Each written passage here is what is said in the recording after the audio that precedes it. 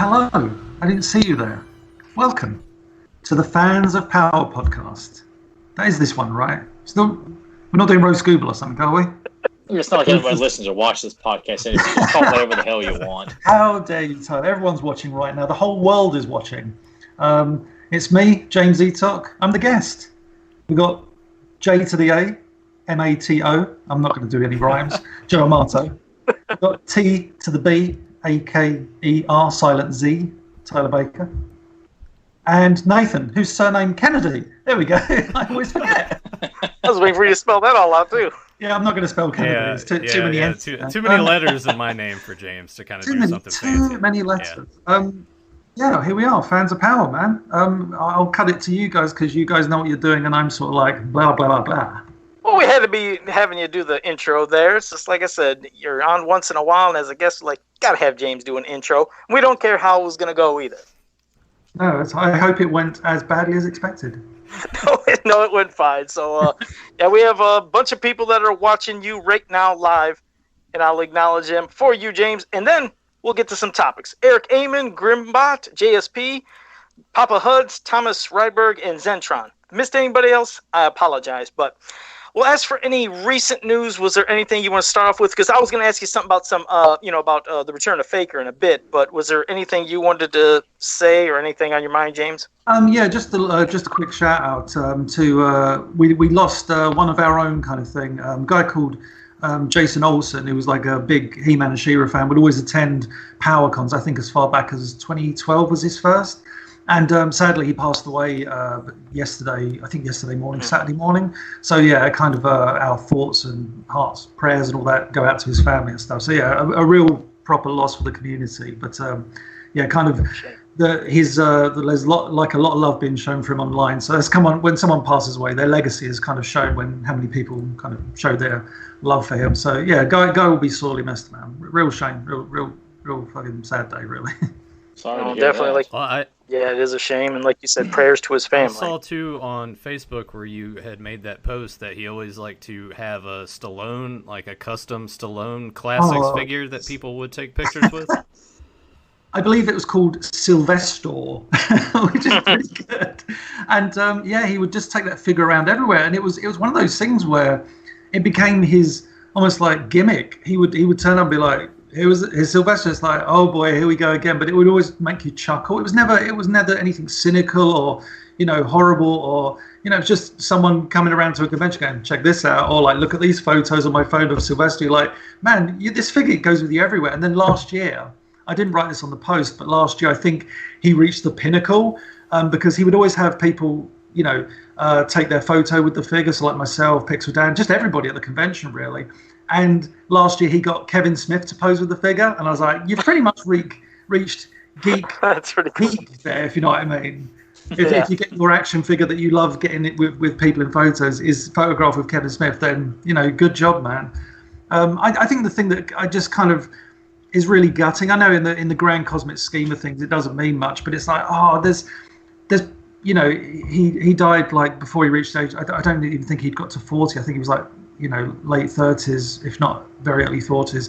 And you think of he reached that age, and we don't know how much more there is to come with He-Man and She-Ra, and yet he's going to miss all that. And as a geeky fan, that's like a really sad part of it. 'Cause it's like, oh man, he really loved his stuff. He had all the classics figures and all that, and it's just such a shame that he doesn't get to celebrate that anymore. It's a real fucking shame. So. But yeah, he had a pretty awesome classics display. Again, he would always show that off. He's like, "Do you want to see my classics display?" I'm like, "Yeah, of course I do, man."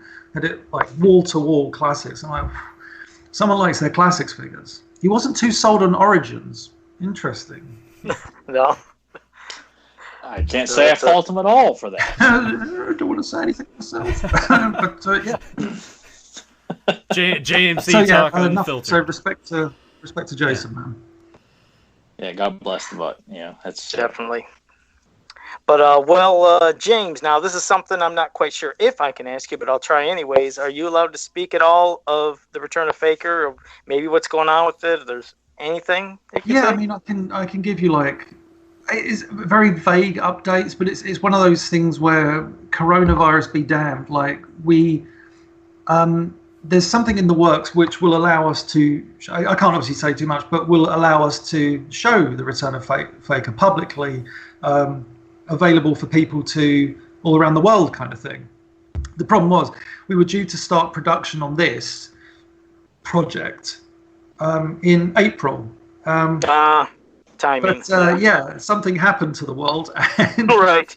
Yeah, no production is probably going to happen until maybe next year at the earliest. So whilst I think originally we were looking at about a 2021 release, it's probably now going to be 2022, which seems a lifetime away. But let's face it, time does pass quite quickly. And so before we know it, at some point, everybody will be able to enjoy the Return of Fake, hopefully. That's the plan. But we're already working on stuff like people to be interviewed, and what other stuff. Like I've even, me and one of the guys working on this project are sketching out poster ideas for the project. It's almost like it will have gone from just being something simple not simple, the Return of Faker is rather epic, but something that would have just been uploaded to YouTube for free will now be something that will maybe even seen by more people, because it's almost like a grander tale that is being told, rather than here's a new cartoon, well, here's a fan cartoon that is really good. Now it's going to be this kind of thing. So that almost makes you wonder if like things happen for a reason, as crazy as it sounds, because it's a shame we didn't get to see it, but maybe like you said, in the grand scheme, maybe it is leading to something better and a bit bigger production and debut. Life always has a funny way of working itself out. For me, it's going to sound a bit arrogant, but I've always managed to land on my feet in certain ways. Like, oh my God, how did that happen? So I'm thinking with this, where it went from, the Return of Faker is never going to be seen by anybody, to now, it actually may be seen by more people, and this might be the best thing that could have happened, which sounds really weird, but I think, plus, Dusan will hate me saying this in the comments because I know he's pretty Grimbot. He's going to go, no, but we need to go back and tweak a few things. Nothing too major. But what that allows us is more time to kind of go back and fine tune it. And I keep saying to him, let's add one more scene. I think he wants to kill me. But I'm like, we could add one more scene. And plus, I was watching New Adventures the other day. New Adventures of He-Man, there was a scene where he's deflecting laser blasts. And I thought, that would look really good with Filmation, He-Man doing that. So, we'll see. Dusan writes now. I can imagine Dusan's comments are like, no. I'm like, well, Dusan, we'll see. Are we talking like a full 2-minute sequence, or just a brief action I don't know, bits and pieces. I think the problem is if you try and do little inserts, it screws up the entire. Dusan is very meticulous, understandable when it comes to editing everything together. And I think the moment you kind of put a new scene in, it knocks everything out of whack. But I was talking about an actual entirely new scene. Whether God knows what. But I thought maybe we could get some little scene in there for something, but just something new, so that people will never have ever seen this version of the Return of Faker before, kind of thing. Well, he did say no, just to let you know. He is in the chat room, and he said no with a big exclamation. Of course he said no. They'll be like, I'll be like, Dusan, look at this. I don't know. He'll be like, ooh. I'm like, yeah. I'm hoping that by the end of this, there's going to be if it finds its way as well onto some sort of format, either with something paired with whatever, I'm hoping that you've already started recording things to make a documentary on this long process on getting it made, and then having some of the setbacks. I kind of felt like this might be what he's alluding just to. By Nathan saying that, and James's face is kind of it's one of those things where I think it's one of those things where if you think about how it could work, it is, or how it could be presented, it's pretty obvious. But at the same time, nothing's going to be announced yet. But I think when we do, I think there's going to be a lot of good faith behind it. I think it will be. I think it will be supported, because I think it was a project that got a lot of attention for a brief period of time, where people were like, really want to see this, and just it kind of didn't materialize. Not for our own fault, of course. Damn you, NBC Universal. We'll get you next time. So we'll see what happens. But hopefully we can announce something. I'm hoping by the end of this year, or maybe in the next few months, who knows, just as a kind of a teaser, as in hey, something might happen.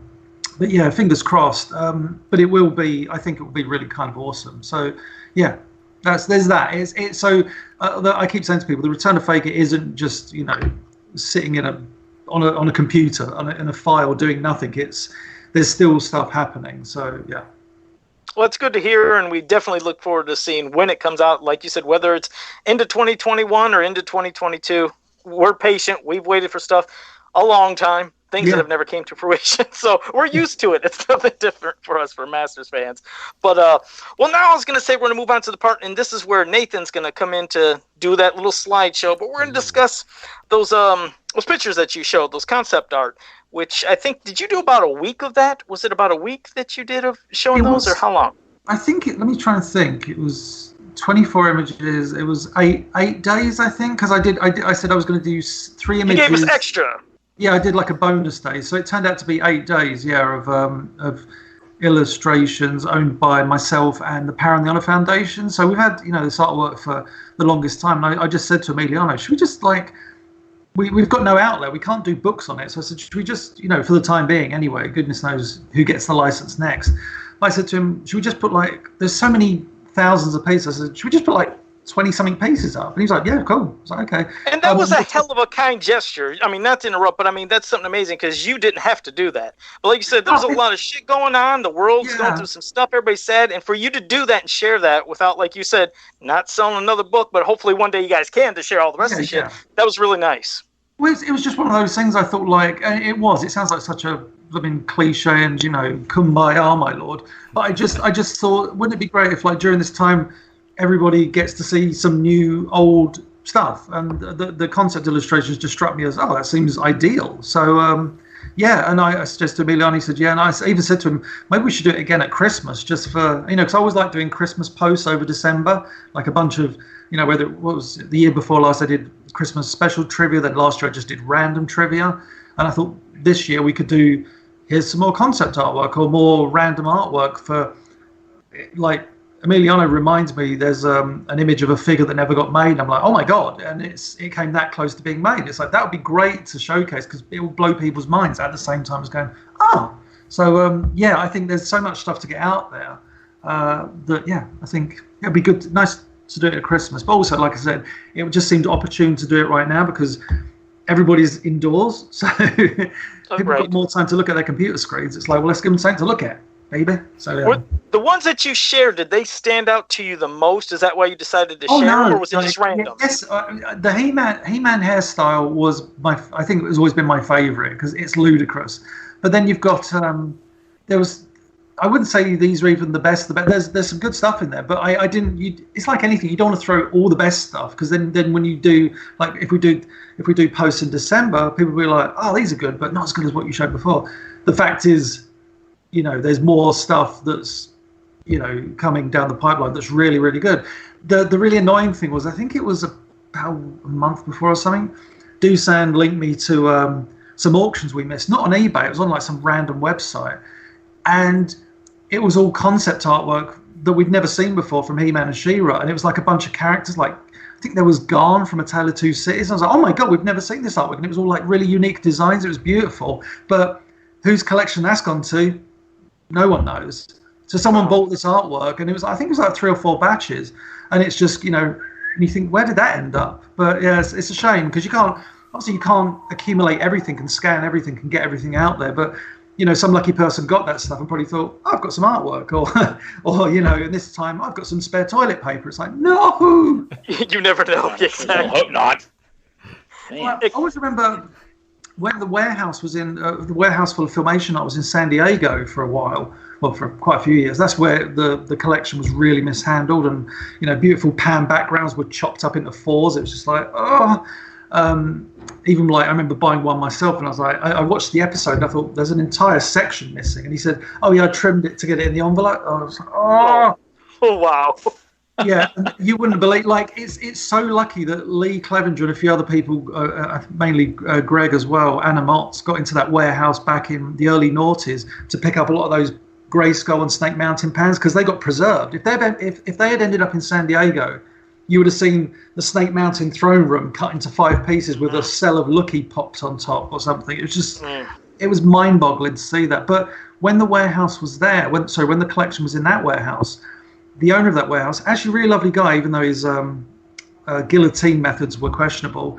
He was always looking to make a quick buck, so that was his attitude. Like, he threw out a lot of artwork as well. That's the really gutting thing. He would go through folders just going, I was like, oh my god, you know. I saw him. I guess it was a Tales from the Crypt cartoon, and he had all the production art of that, and he was just going through folders, going sell drawings into a huge dumpster.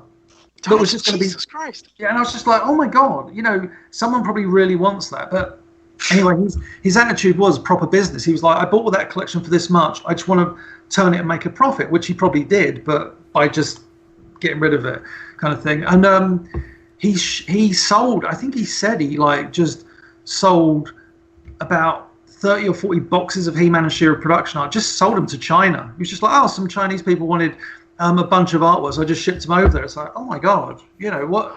Where's that ended up? Aside from we know China, but you know, I don't know many Chinese collectors of He-Man and She-Ra art. I'm not sure it was too big a hit out there, but you know, so tracking down a lot of this stuff is always a pain in the rear end. But yeah, sometimes it pops up and you're like, ooh.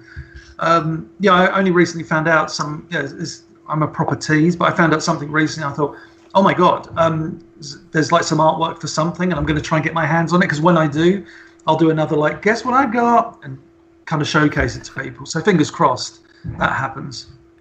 All right, and speaking of these pieces that you're talking about and the ones that you shared, I mean, there's some that really stood out, and I was going to ask you, with some of these, are you glad that it got X'd, or do you think, hey, it could have been cool? Because, for example, I mean, first, one of the designs of, not one of the designs, the design of Beastman you showed, which looks like, you know, the back of, almost like how Red Beast was when it was drawn on, maybe the back of the mini comic. Yeah. It was different, but I was like, I don't know if I would have really wanted that in the cartoon. I'm kind of glad we got what we got, but I was wondering, did you prefer what you showed us? Would you thought that would have been better for the cartoon, or what? Because some were different. Yeah, the funny thing with that Beastman design is that shows up in a lot of the early promotional artwork as well. So I think that change to Beastman was very much a last-minute change. What's even more last-minute is the final Beastman character model we got, the one we see in every episode. There was another version where he had the big shaggy legs as opposed to the boots. Oh, it sucked. And you've seen that image, right? Because I did it was on the old YouTube channel I did. Yeah. So you see this Beastman, and he's got these huge, almost abominable snowman legs or something, Bigfoot legs, kind of. It's just so surreal. But yeah, I felt that when you look at that design, as interesting as it is, because all these designs are interesting because they're so different often. But it's funny because you get a lot of the early artwork, and sometimes with a lot of the early work, you just think, oh, that's really cool. Maybe they could have. With that Beastman, I'm just like, I'm so glad they didn't go with that, because the final version, you look at his facial features, far more savage. That early version has got these big eyes and looks a bit almost comical. Like you could have seen him bumbling and looking like really silly doing it. The final version, when he went savage, he had the arching eyebrows and everything, and those he didn't have giant expressive eyes, but it was all, very just a certain look and angular. Whereas that one was almost like big cartoony eyes, big mane of hair. It looked like hippie Beastman. As someone said, was it like Beastman in quarantine? And so yeah.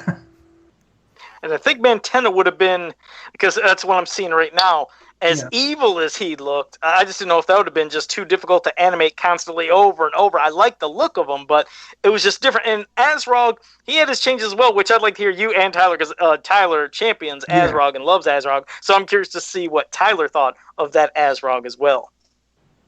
But go ahead, Tyler. What were your thoughts on it? Oh no, that was definitely the one that stuck out the most to me, because it's just I feel like I'm wandering around aimlessly all by myself talking about the character. So, and I had always thought, and I know James, I can't remember where I had saw it. I don't know if James had written it somewhere, because the back of his head I'd always thought of pterodactyl. I thought maybe when James, I think, had written in one of the books that his design looked different. I thought he must look like a pterodactyl. And then in the cartoon episode guidebook you put out, you showed all those concept drawings of okay, that looks nothing like I thought he would. And then when that popped up, I thought, okay, that validates everything I had thought. Because I'm like, I knew I saw it somewhere, because I'm like, okay, maybe it's not just me who thought that. So it was really cool to see that. Like I still like the one we got has the kind of alien-like face. Kind of looks like the Tommy Knockers from Stephen King's miniseries. Yeah. But it was just so cool to like, okay, yeah, like I see where they're going with that. I would roll with it, but I still like what we got first or initially. Yeah. Yeah, Dusan said, I think it was Dusan who said it. He said, you can see why Alan Oppenheimer probably voiced the character based on that initial illustration, that kind of high-pitched voice, because the actual voice doesn't really suit the. Do you know what I mean? I mean, not every voice in that cartoon suits the character, but with Azrog, that kind of big pterodactyl-like mouth suits that more high-pitched, like, you know, whatever. I can't do his voice, but you know, that kind of very shrill voice. But the funny thing is, even on the, I think Emiliano owns the final model design, and much like Beastman, on the final model design of the flat face, so the one that they used, that they Xeroxed onto model sheets and stuff, on that one, you can see, I guess, Tipek's whiteout, where they whited out the big beak. So again, that was a last-minute change. They were literally going with that design, final pencil, and then quickly was like, oh God, Tipexed it out and redrew the face. So like the Beastman with the big shaggy legs, that was something that was this close to being a reality. Wow. But again, this would have been a nightmare to animate. You know, I mean, don't get me wrong. People often criticize Filmation, but it's like, oh, they always mirrored the animation. It's like, well, explain Trapjaw then. He had two different versions of all his actions. He didn't. I think it's quite funny. The common misconception is, oh yeah, they'd often get his arm on the wrong way. It's like, I could probably name about 5 episodes and one shot in each of those episodes where it's on the wrong arm. Even in The Return of Faker, it's on his back the wrong way in one shot. We did that. I don't know if that was done on purpose or we just forgot. We'll just say say you did it on purpose. It'll cover your back. Yeah, that was our homage to Filmation. Right. The She-Ra one that looks like she has a weird spin thing on her head, I was not a fan of that design at all. That one where it's like a mask and it whatever comes that. down, yeah. I'm glad that changed. Catra, again, hers was, I don't know, to me it seemed plain, and that mask she was holding, it almost looked like, is that the same face they used for Claudine eventually? At least it looked like her face similar. Well, with the Catra, like a lot of those early designs of her, and bear in mind, like if anybody didn't know listening that didn't see this artwork for the first time, there's like a weird story. So He-Man was always, Mattel would send Filmation the character, or even a concept, and they would go with that. With She-Ra, that was Mattel and Filmation working together. So the characters were doing, like the designs were doing this constantly until they, I guess, agreed on an animation model, and then Mattel would finalize their toy design and Filmation would do something else. But they agreed to a point, if you know what I mean. So hence Catra, very early on, obviously it was decided that she's going to carry around a mask. So a lot of the early Catra artwork, she's carrying around this cat mask that she would put on and transform into a cat. I think a few people misunderstood that she just put on a cat mask and cosplay as a cat. And it's like, no, she puts the mask on and transforms into a cat. She's not like a weird cosplayer or something going, look at me, I'm Catra. It was like, right. Ring, and then she transforms. But yeah, and then at some point, obviously, I think if you look at the toy of Catra, she kind of still has the element of the mask. I think you put it on her, don't you? And you can take it off with the toy. Mm-hmm. So you can have her literally hold that, whereas the cartoon version is that awesome visor that does that, which I always thought was such a great idea for a character. Oh, absolutely. I love that. But yeah, so the Catra, I like the look of that Catra, but it's so far removed from what we got that it could almost be like, here's that awful episode from season 3 of She-Ra where Catra's cousin shows up to surprise her for her birthday. Yeah, exactly, because she's so far removed and looks so different. Like when you look at the Double Trouble that you showed, now when you look at Double Trouble, you get a Catra vibe. Like, hey, did they kind of use somewhat of that design to create the final Catra? I think the problem with a lot of these is that we're all so used to just going, oh, well, a character starts here and ends there. But you think all these artists are working on numerous characters at the same time as all these other artists in one room. Or like, the funny thing is, even on the credits, the guy who did the Mantenna, Kim Curtis, he's not even listed as a character designer, and yet he did Hordak, Shadow Weaver, Mantenna, at least in that really hardcore horror style. He even did Cowl as well. So I think they were literally at Filmation going, if you want to submit a design for a character, go for it. I wouldn't be surprised if there was like a memo that went around. So we're designing characters, here's a list, go crazy. So you had like, I think Bruce Timm did a lot of the guest characters, so he wasn't really prevalent on those early designs. But did that knight show up anywhere? Because damn, that knight he drew looked amazing. That knight that you shared. Yeah, the knight becomes. That was the first time we'd ever shown that. There's another illustration where there's you remember, like, what was it? Gummy Bears? The baddie in that was like he was like a big moustache, big nose. You were trying to do an impression of him too, because I was like, he's trying to. Goddamn Gummy Bears! He had really great character. I remember it, but there's like a design that Bruce Timm did for one of those knights, like an alternate design that looks more like that. It's not the same character, but he's got like a moustache. I think he's got a moustache, if I remember right, and a beard, and kind of that.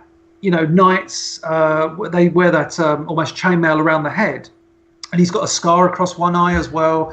It's like a gorgeous Bruce Timm's illustration, but obviously it never went anywhere. Then he went to the more armored design, and then what they did in the cartoon was just slap a helmet on, and you've got like almost a new batch of horde troopers for Mortella. Was it Mortella? Yeah, Mortella to boss around kind of thing. Plus with a mask, you're gonna have to talk.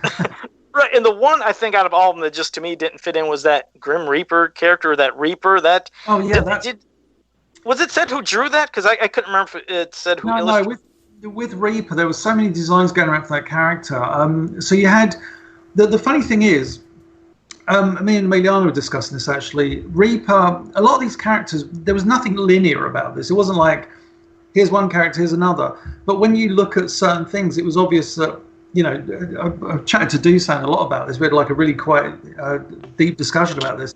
But I think from what we established is that you had them designing all these characters for the Horde and the heroes, like Double Trouble never made its thing. Willowwind was another one who was designed a hell of a lot and then just vanished. Although, as I think I showcased back in Christmas, he pops up into Etheria in the first episode. Willowwind is the harp player who gets you wretch or whatever, and that was supposed to be one of the rebels, who then all his traits became bows. So the reason Willowwind's playing a harp is that Bo ends up as the harp player. So Willowwind was supposed to be a traveling, what do they call them, bard, I guess, storyteller, and then all those traits went to a magician, and all those traits went to Bo. But so with a lot of the characters, there was so much going on. But the thing we established, you had Reaper and you had Hordak, which was like, I guess Mattel and Filmation kind of working on that. But Mattel had come up with this like monstrous bat design by Ted Mayer, and Filmation were working on Reaper and Hordak, who Filmation's Hordak was like a Lex Luthor.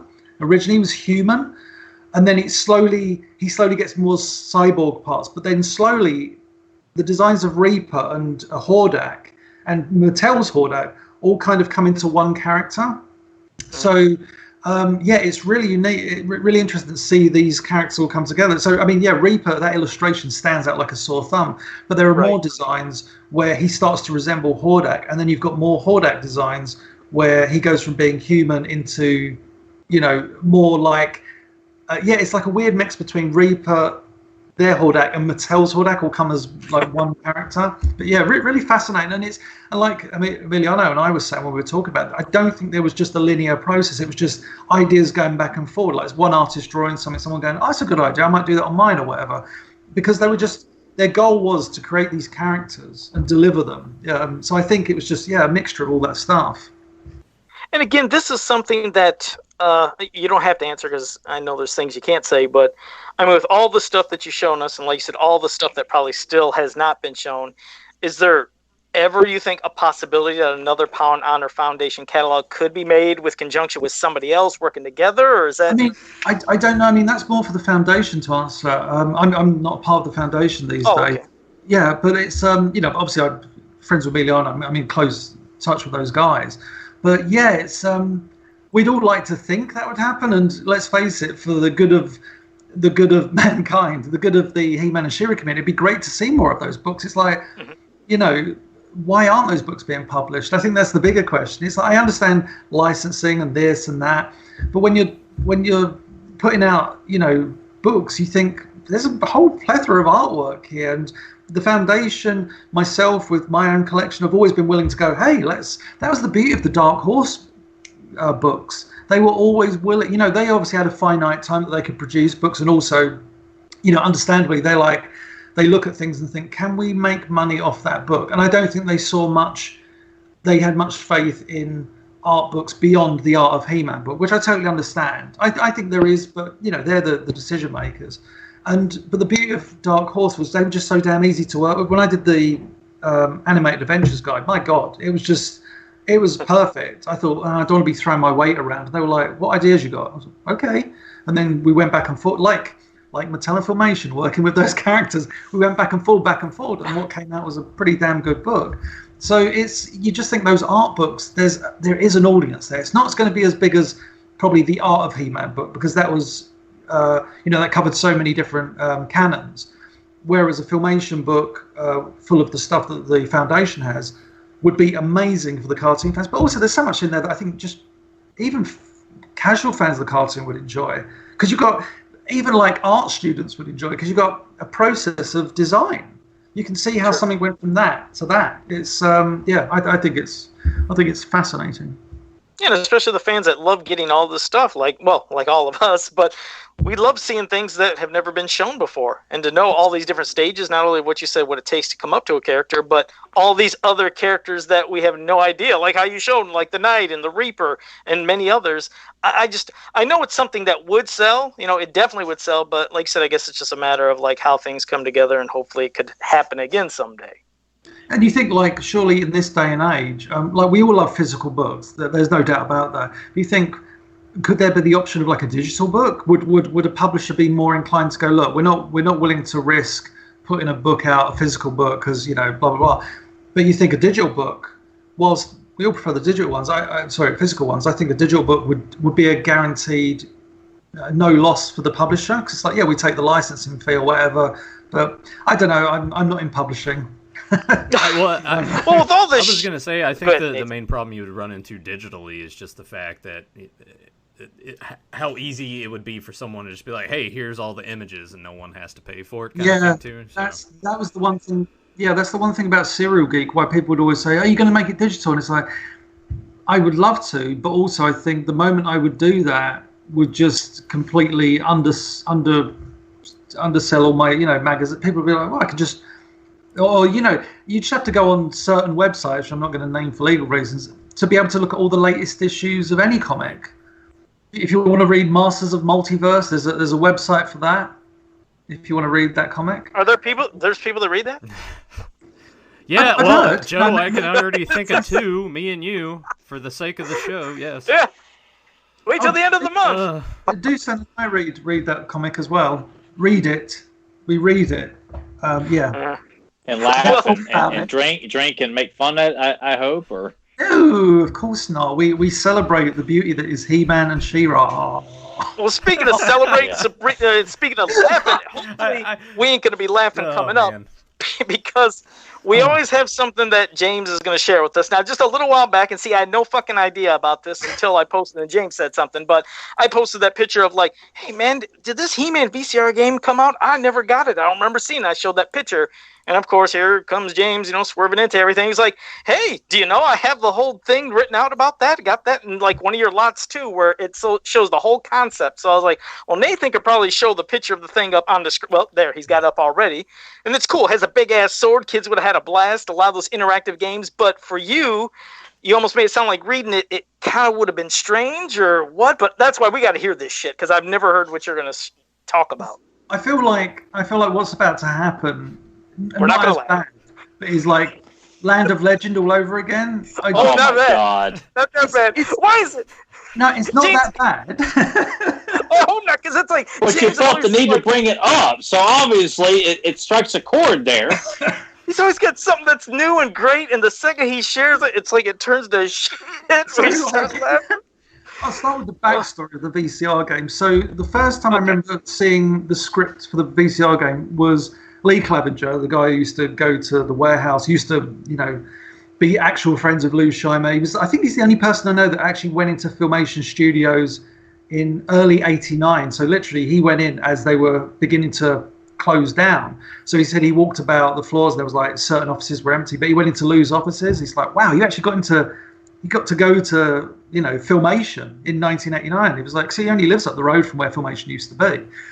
So anyway, Lee had a really good relationship with Lou Scheimer, And Lou was the one that said to him, "Hey, all the animation art is in this warehouse." So when Lee went to this warehouse, the people at the warehouse were like, "Who's this guy?" And Lou was like, "I can vouch for him." So Lee was able to get into the warehouse and cherry pick all those awesome cells, which he would give to me and stuff, and secure, so most of them weren't damaged. A lot of the artwork. But during that, he would pick up like random stuff. But he also, going back to the concept. Sorry to go back a subject, but he saw a lot of those, like the He-Man with the center parting. He said he distinctly remembers like Lou opening this drawer because he sold him a few things, and like Lee said, there was just a bunch of drawings of like an earlier Prince Adam, and I was like, oh my goodness. So where that's ended up, who knows? But it was there at some point, Lee, and like because Lee was also the first person to see Orko with unmasked.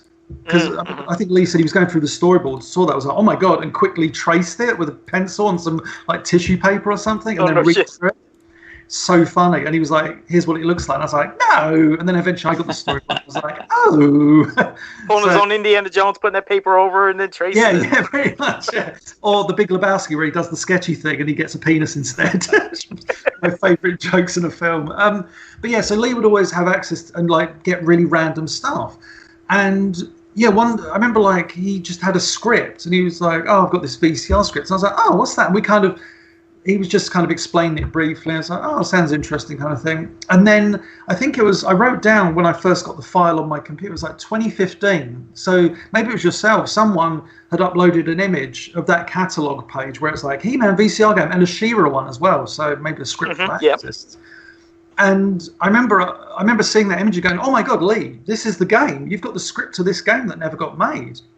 So he was like, oh Christ. So we actually, the next time I went over to LA, God, we sat down and tried to understand the rules of this game. So it's written as an episode script, but we've seen direction and everything, and it kind of tells you. And there's a lot of fourth wall breaking, which is really cute. Then that would have been amazing to see. We're talking Skeletor's Revenge fourth wall breaking to the next level, where characters are constantly like, "Hey, boys and girls," and all this stuff, and the boys and girls cheer back on occasion.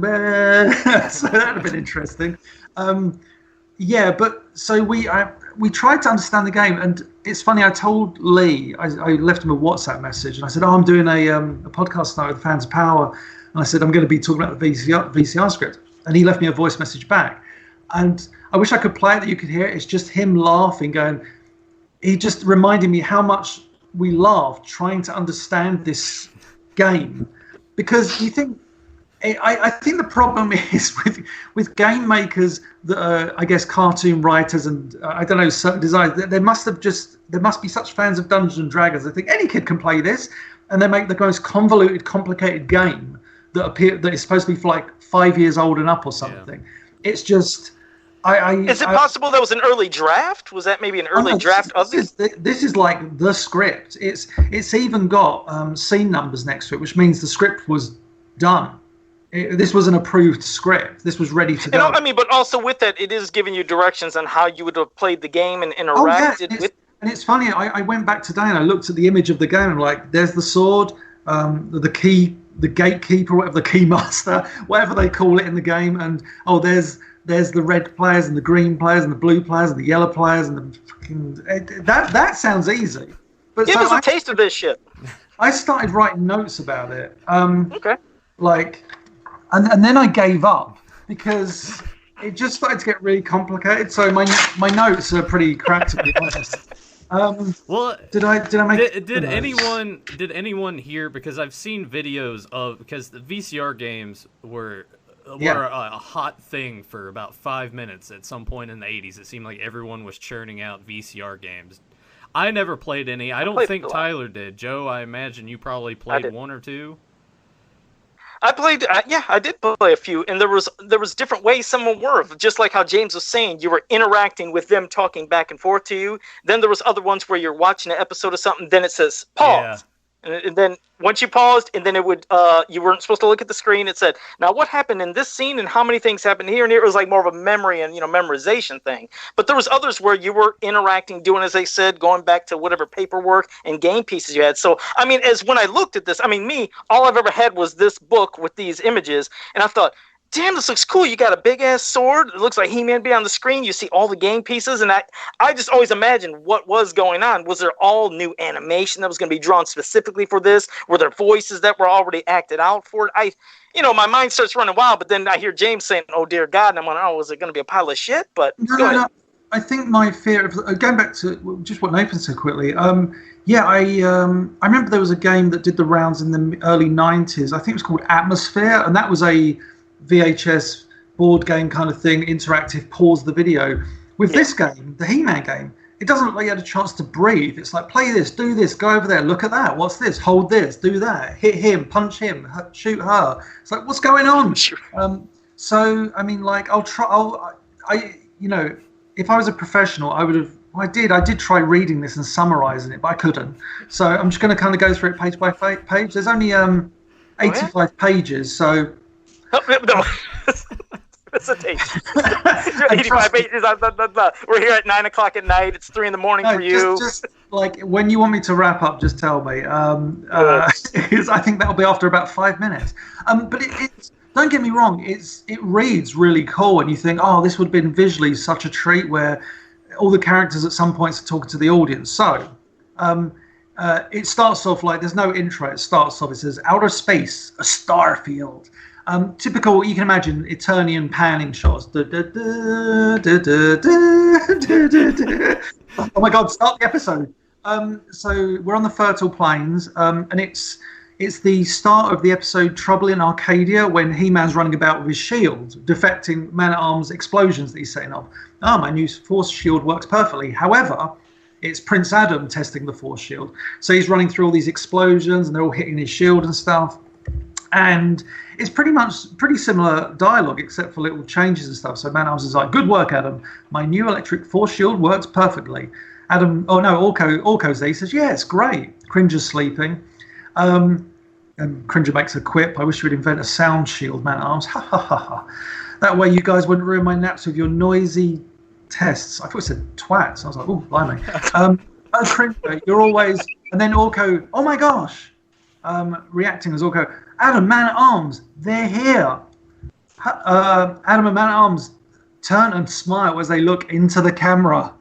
All their cold, dead expressions. I think the only thing that can make this better is if James had little outfits that he was wearing that he was just taking off and changing into every time he was doing the characters. Oh, hang on.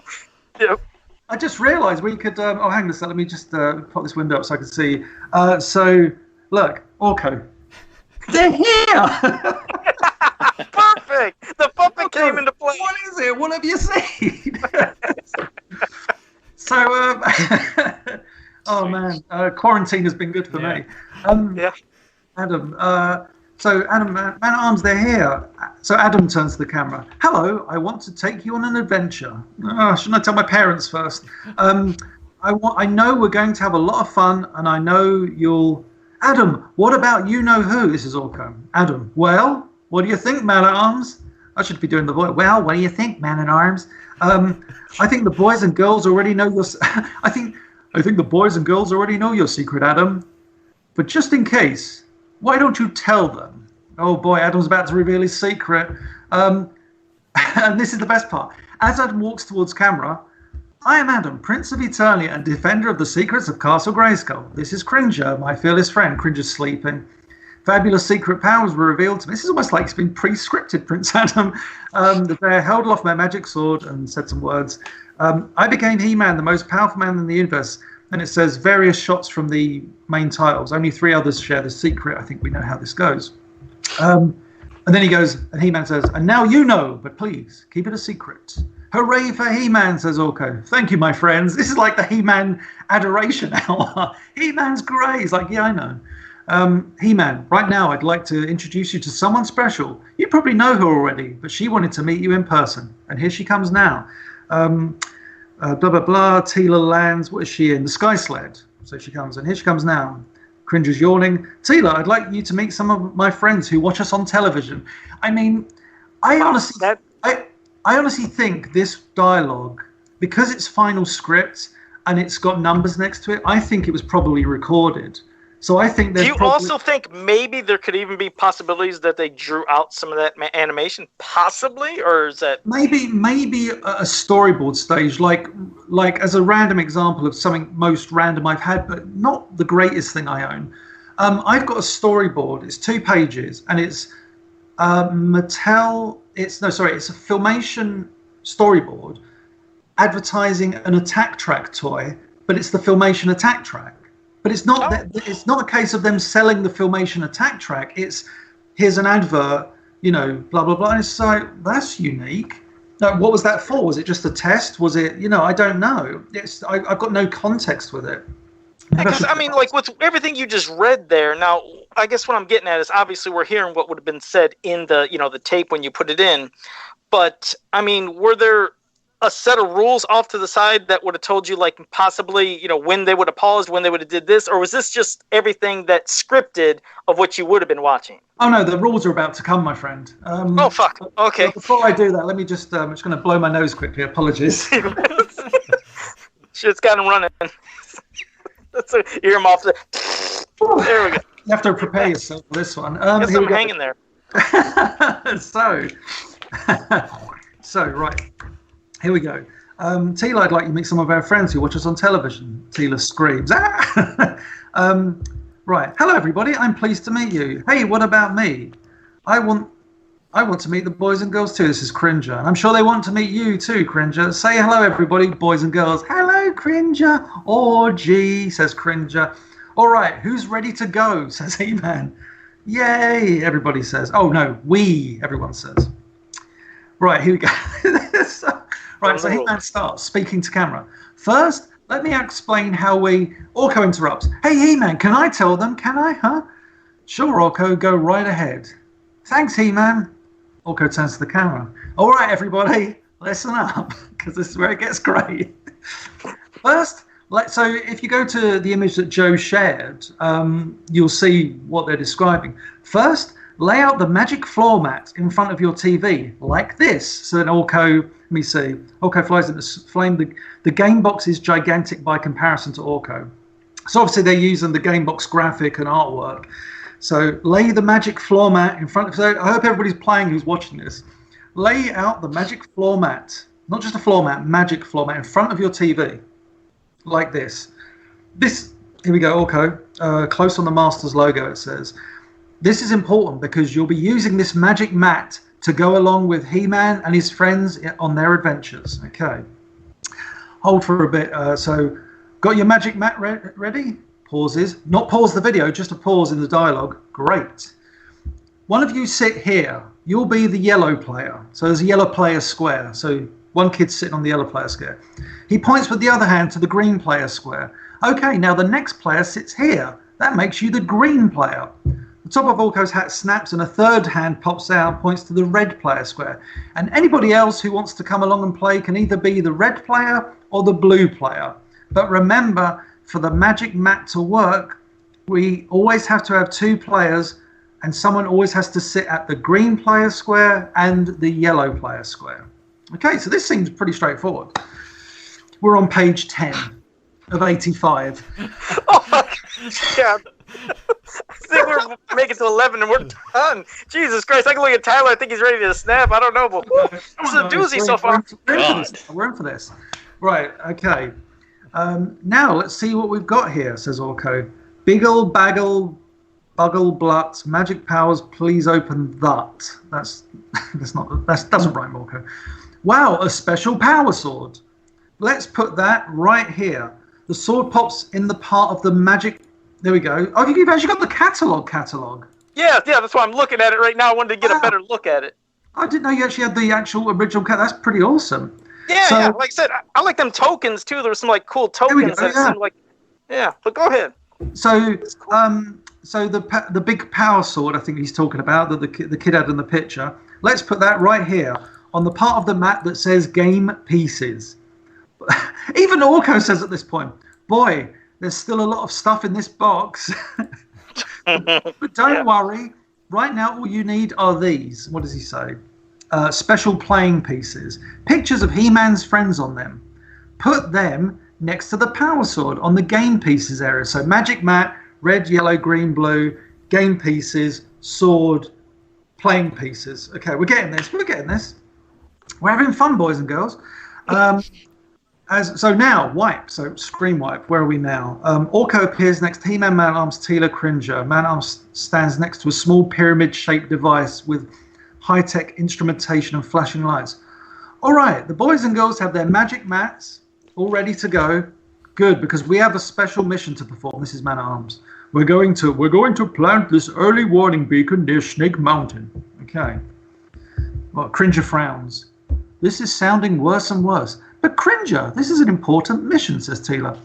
That's right, Teela. Man-at-Arms' invention will warn us whenever Skeletor or his henchmen leave Snake Mountain to attack the Royal Palace. Okay. Cut to Skeletor, watching on his view screen. Bah! An early warning beacon. That muscle-bound meddler and his friends are always interfering with my schemes. Back to the viewer. So if you're ready, boys and girls, let's get started. Oh boy. Oh, hang on. So it says, this is camera direction. Begin close on the Masters logo, then pull back to a full shot of the mat. So we're seeing the entire mat. He-Man enters, crosses to the center of the mat, looks up into the camera. Oh, so we're looking down on the mat. He-Man's... I got you. He-Man, that's pretty cool. He-Man looks directly up at us. But it also says, no, this is Snake Mountain map game. So, Snake Mountain map game? I don't know. Well, I mean, there's a part where you see Snake Mountain on there and Castle Grayskull. It looks like there's a starting section. Maybe they meant start at that part of the mat, possibly. Or maybe it's the Snake Mountain path or something. I don't know. Okay. Listen carefully, and I'll show you how to use your magic mat to come with us to Snake Mountain. First, everyone pick a playing piece and put it on the round yellow start space. Okay. I'm starting to have flashbacks of me and Lee trying to understand this script.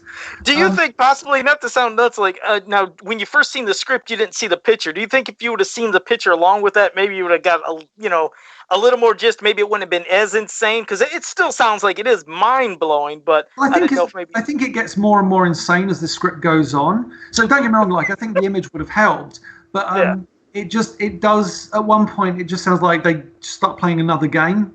And also, like I said, there's no direction of pause the video or do this or do that. That's what surprises me, because you figure at one point there has to be a pause or you have to do this. Like you said, I mean, that's the entire script you had there, but it made you wonder if maybe when it was finalized, and let's say if they would have had all the animation out and the voices, that maybe inside with the instruction manuals, maybe there would have been something different that at certain parts you would have had to hit pause. But you're right. From what you're saying now, it's like nonstop. You figure it's got to come to a stopping point, you would assume. The weird thing as well is there doesn't appear to be any variables. Like when I first heard of a VCR game script, when Lee showed it to me, I thought, it's going to be almost like a choose your own adventure thing where it's, you die, rewind back to start, or you get to this point, fast forward to minute 32 or something. I know that is kind of problematic, but I thought, maybe it's going to be like that, where you fast forward to different sections of the videotape to see how the adventure maps out. But this seems to be like you'd be doing the same thing every time you want to play this thing. You'd start off, you'd watch the tape, you'd get all this, you'd do it. It just there would be nothing different, no different type of challenge. It's almost like you're playing along with their adventure, and there's like two kids playing this game. But when Lee left me a voice message, he killed me with this. He just said, he goes, "Here's how the game would have played. Kids would have put the VHS tape in, got all the stuff out of the box. After about 5 minutes, one kid would have the magic mat around his neck like a cape, and the other ones would be chasing after him with a sword." Because nobody's going to sit there and be like, right, okay, I'm listening to the rules. Because a kid wants to play, not go like piece 1, piece 3, yellow, red, blue, green. It's just, let's just have fun watching a cartoon. So I think maybe they were trying to market this as a game, but secretly it's just a new episode. Well, a new episode. Maybe this is what we should have done with Return of Faker. Make it as like a board game. Be like, hey, a new He-Man interactive board game. Right, you start on square 1, watch the episode, and then you can put it on the square 100 at the end. And that's possibly, maybe that's why the game was just canned, is just what you said. Maybe it was you just watch it. It's the same thing, same thing every time. What else could you do? It'd lose the fun value. I mean, sure, it does come with a cool ass sword and has nice little game pieces, but you can't do anything beyond that. So, I mean, it's not like those other ones you're talking about where you pause, you're memorizing, you're doing some kind of interaction. And I'm sure the She-Ra game would have been just the same too, probably. That's the thing. I wonder if, because this is 1986, so I just wonder if there is a She-Ra script out there, that is equally as confusing. But yeah, I mean, the script goes on. I can read bits and pieces. So, He-Man talks about you'll be trying to move your playing piece up the path. It's basically a race to Snake Mountain here at the top of the mat. Now, see the picture of Orko, Teela, and myself on both corners of the mat? Do you see them, Joe? Both corners, maybe. Yeah. That VCR tape is covering up one of them. I do see Teela and He-Man and Orko on one. And surprisingly, I'm surprised they used the Cobra Armor Teela, and not Filmation Teela. Yeah, it's very confusing. Like the art direction seems to have gone out the window for the game itself. Oh, and I do slightly see them on behind that tape that's standing up. I do see part of Teela and He-Man's head. So yeah, I see them both. So this thing, so it says when we play Orko, when we play Orko, Teela, and I will hold up signs. The signs will either be a red stay sign or a green go sign. Before we hold up signs, though, we'll tell you to put your finger on the picture of the hero you think will hold up a green go. That's the thing. You can only do this once, right? Yeah. Right. It's not like the VCR tape could change. It's just going to be the same thing every. Once you see, let's say He-Man hold up a green sign, the next time you play it, you're like, let's all play this He-Man game around my house. I'm gonna put my finger on He-Man.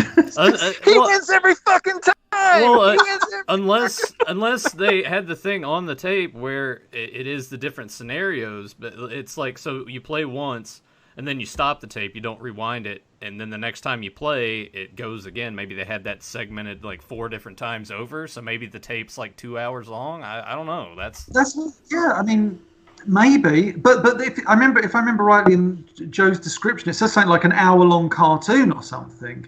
And I think 50 minutes of that is just the rules. So. Yeah. Because the description, it just says a totally new idea in children's games. It combines the action and adventure of Masters of the Universe with the excitement of VCR. Children will see He-Man talking directly to them, leading them in gameplay. The innovative concept is easy for them to understand and actively involves them in adventures of He-Man. The game includes a vinyl floor mat, board, special Masters of the Universe chipboard playing pieces, heroic and evil warrior cards, a magnificent 13-inch power sword, plus a 1-hour video cassette. And for ages 4 to 10. But it wouldn't have much value, even if what Nathan said, which does make sense. I know those things were segmented for some of those VCR games, but if there was 4 adventures, then after the 4 adventures, it's done. You can't do no more. Literally, it says angle left, blah blah blah. A yellow hand. Oh, this is sorry. It says, and don't worry, it's okay for 2 of you to choose the same picture. Okay. Now, when we hold up our signs, if your finger points to the picture of someone who has a green go card, you can move your playing piece 1 space closer to Snake Mountain. But if you point to the picture of someone who holds up a red stay card, you don't get to. That's obvious, Teela. You don't need to tell us that. You don't get to move. Skeletor. Bah! You'll never get to Snake Mountain as easy as that, you little creeps. If one of my power bolts strikes the square your playing piece is sitting on, then you have to move back 1 square. And don't forget, this is Orko. And don't forget, this is a race, so watch out for Skeletor's power bolts. And hurry! Right, Orko, says Man-at-Arms, because the winner of this game will be our first sword keeper. So that's not even the end of the game. This is almost like a precursor to the game. Or if again, let's say we could go into context of what Nathan said, what if that was the end of the first segment, like a 10-minute segment, and then it starts the next 10 minutes, and the next, so like you were the sword keeper going to the next one, the next. I think that's the reason that these VCR games did pretty much fail and lose their appeal back then, is all these VCR games are pretty much the same. You've seen what happened, you played it once or twice, and it went away. I mean, I'll admit, it probably would have been fun for you as the first time as a kid to play this, but then the value of playing it again would just been gone, and you would have had a sword to swing around the house. Tyler looks like he just wants to drink some bleach or something. He's just depressed over there. I'm sorry, I have not even heard of the concept of VCR games till 2 weeks ago when a coworker showed me a WWF one, just by sheer chance he had it in his collection of vintage stuff. So It's garbage, man. I don't know what this game looks like. I haven't seen any pictures of it.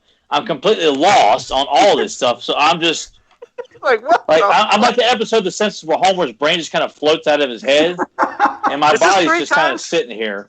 Three And Joe times was for just Tyler. like, and then he went over here. I'm like, what the fuck, man? Like I can't contribute a single damn thing because I'm Oh, here, lost. I'll send you. I'll Just send out you of the your hero in picture. the land of legends. I'll send you the Oh, picture. hang on, he's going to send you the picture. Everything that James has put on, that he's brought to us. I mean, me and Tyler have usually lost it along with James. There's Hero in the Land of Legend. This and what was the third one? What was the other fucking thing, Tyler, that we had that we're like, what the hell is going on? I can't remember it. You, James. God, There was one other thing. God, James. there was because this makes it a trifecta. Come on, James, you got to remember too. What the hell was it? Because God, I fucking hate forgetting. Well, James, while we're thinking, get back to some of this insane script Yeah, before sure. we go to another subject. I This feel is like nuts. the only thing that any kid would want from this is just having that sword. That's it. So, The sword. Yeah. Yeah. that and watching the cartoon because like looking at this image here, like, I mean that looks really good, but Sure. that's all I have to say. yeah. Well, I mean, this. So, yeah, I mean, the game seems to be initially, let's get to Snake Mountain. Is everybody ready for the first card? So Tila says, put your finger on the picture of the hero you think will flash the green card. Let's see. Right, this is where it's going to get, I guess. So we get a 3-shot of He-Man, Orko, and Tila.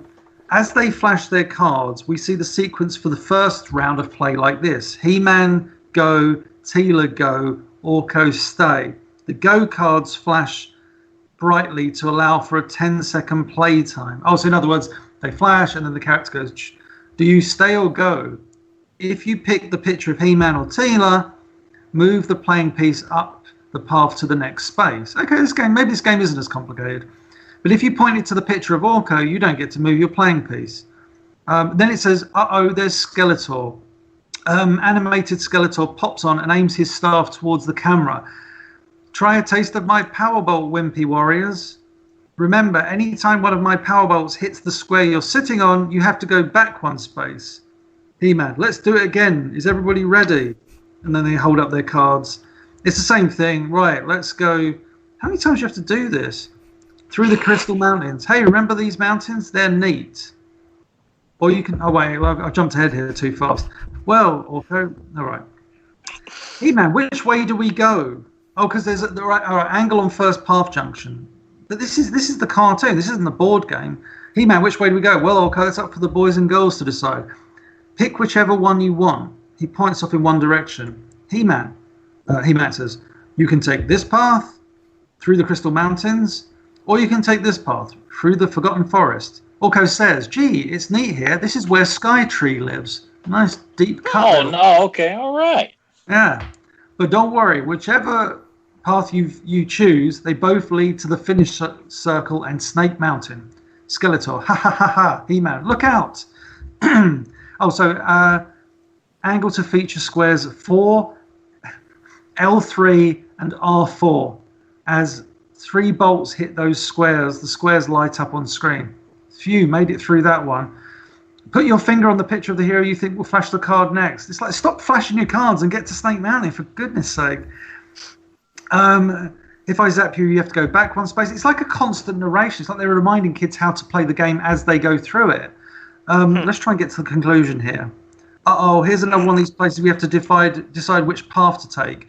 You can take this path through the Tar Swamp, or maybe go through another path through the Dragon Mountains. Oh, well, don't worry. You can handle whatever path comes because guess what? They both lead to the Finish Circle and Snake Mountain. Okay, so we're seeing a thing here. Visually on the screen, they're showing us all different paths, but kids are just looking at a map on a thing, if you know what I mean. It's like, oh, this, that, and the other. The bolt hits the squares again. So it's basically kids move, Skeletor fires a bolt, kids move again, Skeletor fires a bolt. How many times do they have to play there until they get to the end? We're on page 24, 25... Finger on a hero. It has to be segmented. Maybe that is why there's 85 pages. Maybe they just will have a break in between certain sections and it keeps going. So it sounds like a long ass thing. Yeah, but this is only like the first part of it. So more flashing of the cards, blah blah blah. Oh, hang on. Now we get to. Has anybody made? So Orko asks, has anybody made it to Snake Mountain yet? He-Man says, if you have, just wait. Teela, because we need the whole team to plant the beacon. Let's see who comes in second. Oh, God. So in other words, so it just keeps going until everybody's there. Oh, that's horrible. Yeah. Skeletor, I'll show you a good idea. Orko, oh boy, I'll be glad when old Boneface runs out of power bolts, won't we all? Right, now let's play again, says Orko. Hold up the things, zappity zap. Yep. Skeletor shouting stuff. Pick your bozos. What? Oh, in other words, now Skeletor's having to go at the kids. But if you think I'm beaten, think again. You're wrong. Right, come on. Here we are. We're at Snake Mountain now. Right. Looking as scary as ever. We're on page 28. We're at Snake Mountain. Then we hear He-Man speak. Good work, boys and girls. There it is, Snake Mountain. Your magic map brought us right to it. Orko, what a creepy place. Can I use my magic to get us out of here? Cringer, good idea. Oh, because I'm guessing they planted the beacon. He-Man, sure, Orko. But tell me, looks at the camera, but tell me, who made it to Snake Mountain? Oh, this bit's great. I remember reading this earlier. He-Man says, but tell me, who made it to Snake Mountain first? You? Talking to the audience. Good. Let's clap for a winner. Man-at-Arms. And now, winner, you will become our first sword keeper. That's right. Go ahead. Pick it up. Kid picks up the sword. Sword keeper, you are entrusted with the power sword. Will you take care of it and its power? Yay. Hey, I have an idea. This is where, like, Lou, bless him, or, Dr. Donald F. Roberts probably had a say in this game. Hey, I have an idea. Let's cheer for everyone else. Because being a good sport is just as important as being a good winner. Oh my God. And yet someone's got a bloody sword. I think they won. And it even says, and someone else might be the sword keeper next time. Oh, we can only hope. You said it, boys. And hooray, hooray. Let's get out of here, says Orko. Double ba, says Skeletor. Skeletor. So, Musclehead and his friends planted their silly early warning beacon. I'll fix them this time. Trapjaw turns up. Sounds like trouble to me. Let me show you what I mean. Right, Skeletor motions for us, the viewers, to approach. Skeletor's revenge footage. Come closer. Closer, I said. Now just watch this. Royal Palace. La la la la la la. Right, here we go. Cringer's asleep still. Cringer, to us. It's you, you're back. He-Man, they're back. Boys and girls, we were worried. He-Man, what happened? This is Man-at-Arms. The early warning beacon. Someone's coming from Snake Mountain. The beacon works. This is good. Snake Mountain? You mean Skeletor? Yes, yeah, Skeletor's on his way. Skeletor turns up. Just turns up. I just came to tell you and your little friends that silly beacon will do you no good. Looks to the camera. Did you really think you could ever fool me? We were trying to fool you, Skeletor. You were quite aware of our plan. This is me talking. Anybody see Scanners? Well, I'm starting to think, too, when it's like, hey, are you guys back? That's what's making me think that that's like the next part. So, like, you play until the end right there, and then the next time you boot it up, it's like, oh, hey, you're back. Let's go on another adventure kind of thing. Let's have a look. I'll try and see if there's a stop. I mean, everything just dissolves or cuts into the next one. It doesn't say, like, end scene here or anything. It's just dissolve, cut to, like the one. I bet you in a printed thing, if they did have the printed manual, because almost just like the other ones for the VCR games, there are times where they'd let you know to stop, like just in the manual itself, even if it wouldn't have, like you said, on the screen maybe did it. There had to be cut points, and that sounds just like Nathan said. I bet it was a cut point, and this is the next start. So the one that was the keeper of the sword would start off and see if you can hold it to the next segment until you get to the end of the hour thing. It might have been like, X amount, maybe 5 stories or something. So this is, I guess, the next thing where Skeletor. Well, this is interesting because you can, if you know your She-Ra episode, you know where they borrowed this story from. So Skeletor turns up. To Orko, you little pest. I've got some more power bolts. Oh God, from Snake Mountain, just for you, Skeletor. Yow. That's right. Oh, He-Man deflects the blast, of course. For the last time, Skeletor, leave, and I mean now. I'll leave, He-Man, but not empty-handed. Basically, Skeletor does something, and he steals Orko's shadow. Oh no, Skeletor stole my shadow. My magic is gone. He-Man, Skeletor. Actual dialogue. Ta-ta, you fools. Phew, that vanishes. Orko, so yeah, Skeletor now has Orko's shadow. So that'd be the they haven't next seen part of the shitty game. dialogue like from season 2, man. Yeah, it's Orko, but then I don't understand. I feel so weak. When Skeletor took the shadow, he also took most of Orko's magic.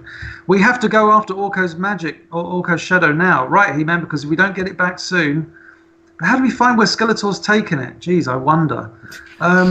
Right, He-Man, because if we don't get it back, so but gee, if my magic wasn't so weak, I could find it with my crystal ball.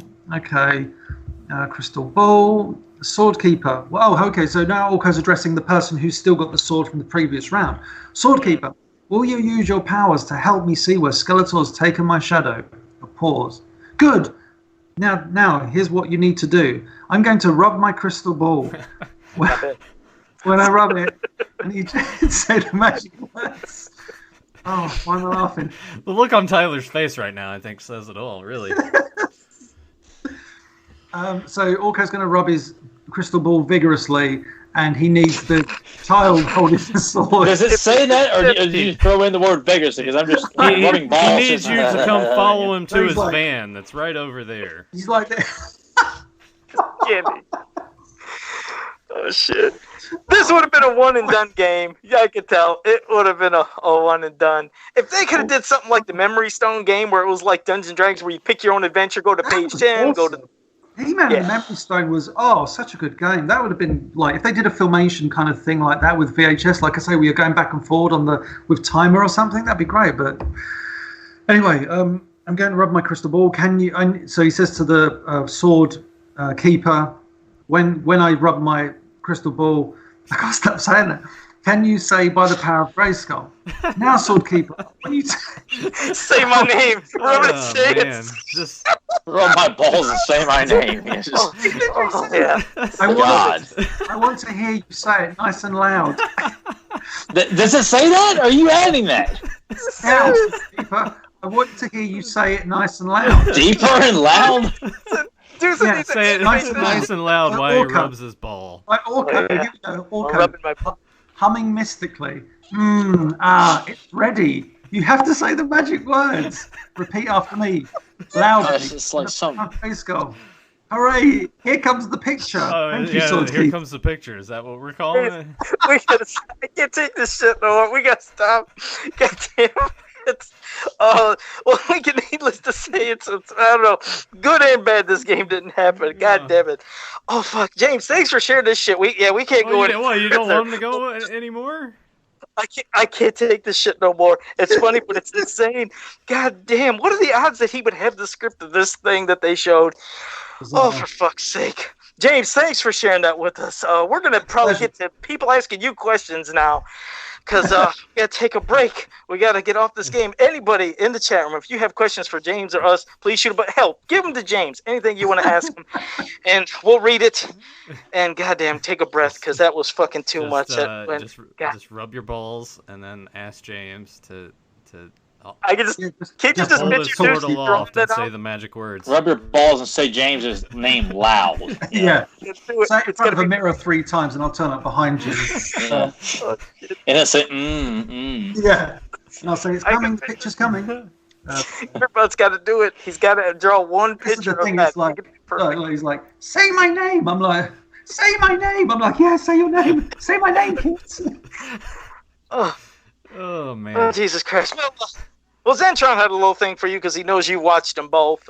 In your opinion, who is more annoying, Orko or Uni? Oh man, I don't know. I've always had a thing. I just like the sidekicks. I never thought them annoying. I mean, Uni is probably more annoying because Uni couldn't vocalize anything, and Uni would always be in trouble. Uni would just bleat like. But whereas like Orko could serve a purpose, and there was great Orko episodes and not so great Orko episodes and everything. He was the voice of the kids. He was also like in certain episodes a lot of the Dawn of Dragoon, great Orko episode.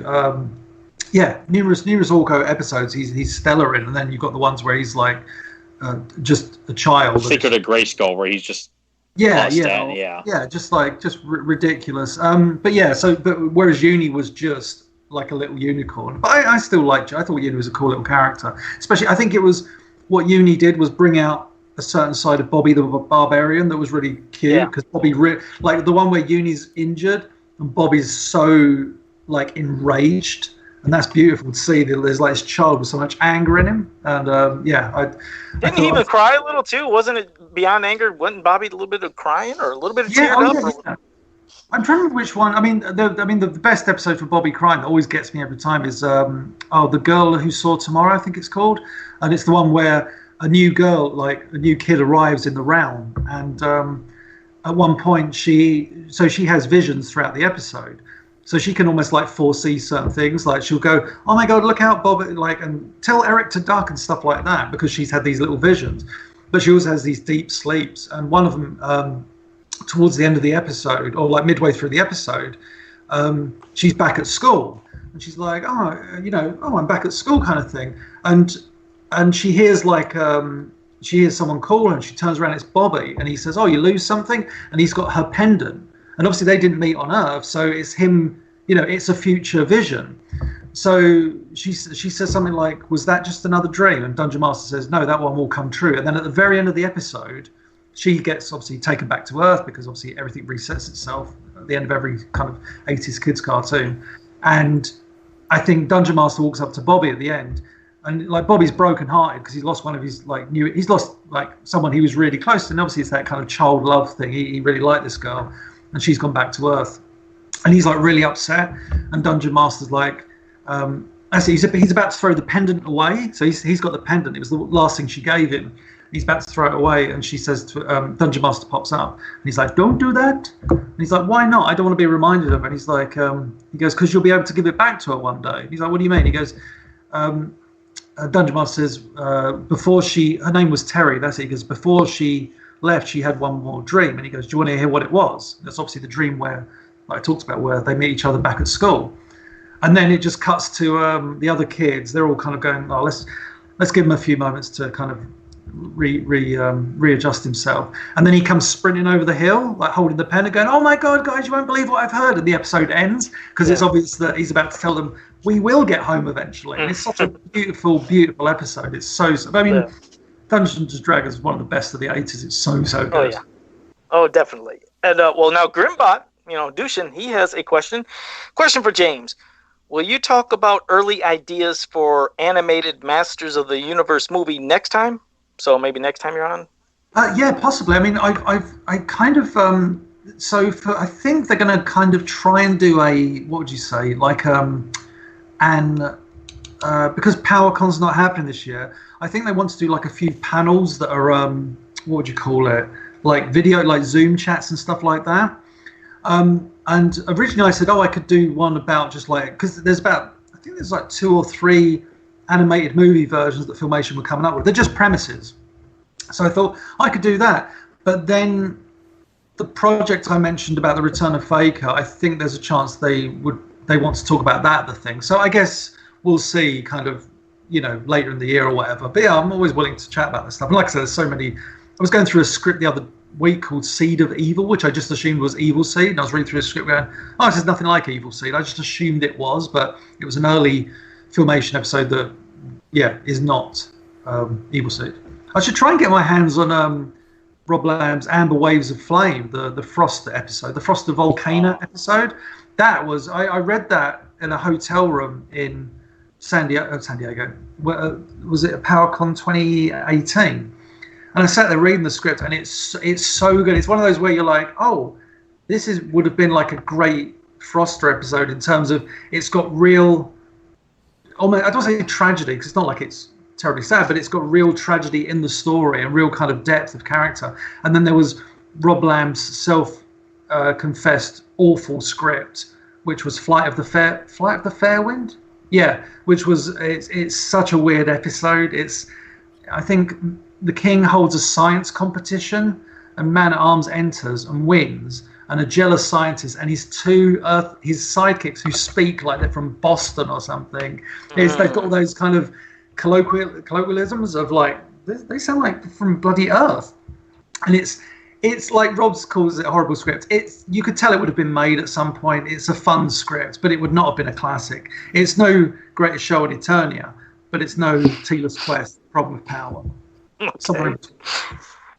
All right. David Carhoonan has a question. I don't know if this is something maybe you showed recently, but he said, James, what's the He-Man merchandise that you got recently?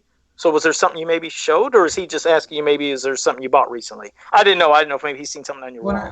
I'll just look at my Instagram, see if that's always a good like memory kick for me. If I posted something, what did He-Man book? No, I don't. Oh, what's that? So I'm just going through my Instagram post very quickly. No, I can't see. Oh, unless he's referring to no, I don't know. Sorry, man. Sorry, I'm not sure what that is. I'm trying to think. What have I bought recently? No problem then. Okay, well, no problem. Sorry about that. Sean says, question: since Super 7 produced Hero and Eldor, and you shared that god-awful Land of Legend pitch, has any other long-lost preliminary Powers of Grayskull sketches or documents been discovered? I don't think so. I mean, the only document that was out there was the one that still hasn't been read by the masses was the one that Scott Knightlick had at San Diego Comic-Con in 2014, which was I think that was the live-action stroke cartoon He-Man thing, where I think that was more of a VCR shooty game, if I remember rightly. But that was really that. I remember again Lee reading that, and I was describing the script to Lee, and he was just like, "It's like, yeah, I've got no clue." It was somewhere in between the end of He-Man and what became New Adventures of He-Man. And there's like I don't know if it was made public.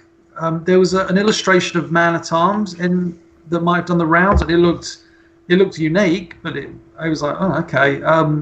And I think if you look at the first catalogue, the Power and the only catalogue, the Power and the Honor Foundation catalogue, there are some sketches at the end that we all thought at the time were for the movie, and they're vehicles with like big green crystals on. And I think, I might be wrong, but I think what we established maybe a few years back is that these green crystals were associated with this show in which you would fire at the screen and these green crystals will be some sort of interactive thing. So yeah, I that's all I can remember. But yeah, that's a weird concept. Any other things? Land of Legend. Trying to think. Yeah, just like I say, a bunch of the Filmation concept stuff I've got, or like the scripts and bits and pieces. Land of Legend, that was a treat, definitely. It was a classic. Yes, I've looked at it since I last looked at it with you guys. Someone said you should scan it in for everybody to read. I'm like, why would it be that cruel? You people don't need to see this. You just don't. Just take our word for it. What do we have to gain from lying to you about it? Yeah, James Eatock will forever be known as the guy that brought Land of Legend to the public masses. I don't need that.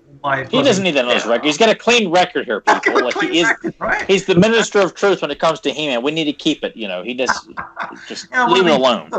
I mean, let's face it. With this VCR script, I'm teetering slightly on super villain. So he's enjoying it too. Well, Daniel did want to clarify. He just meant if you remember the last piece of merchandise that you added to your collection that was for Master. Oh, sorry. Shall I go and get it? Have you got like? Have you got like 2 minutes? Yeah. Go do what you need to do. I'll read some stuff from here. Blue-haired lawyer on last week's video said, "I love Motu Classics, but my collection is extremely small because they are pricey." I definitely feel you on that one. Do any of you guys buy loose figures from eBay to save money?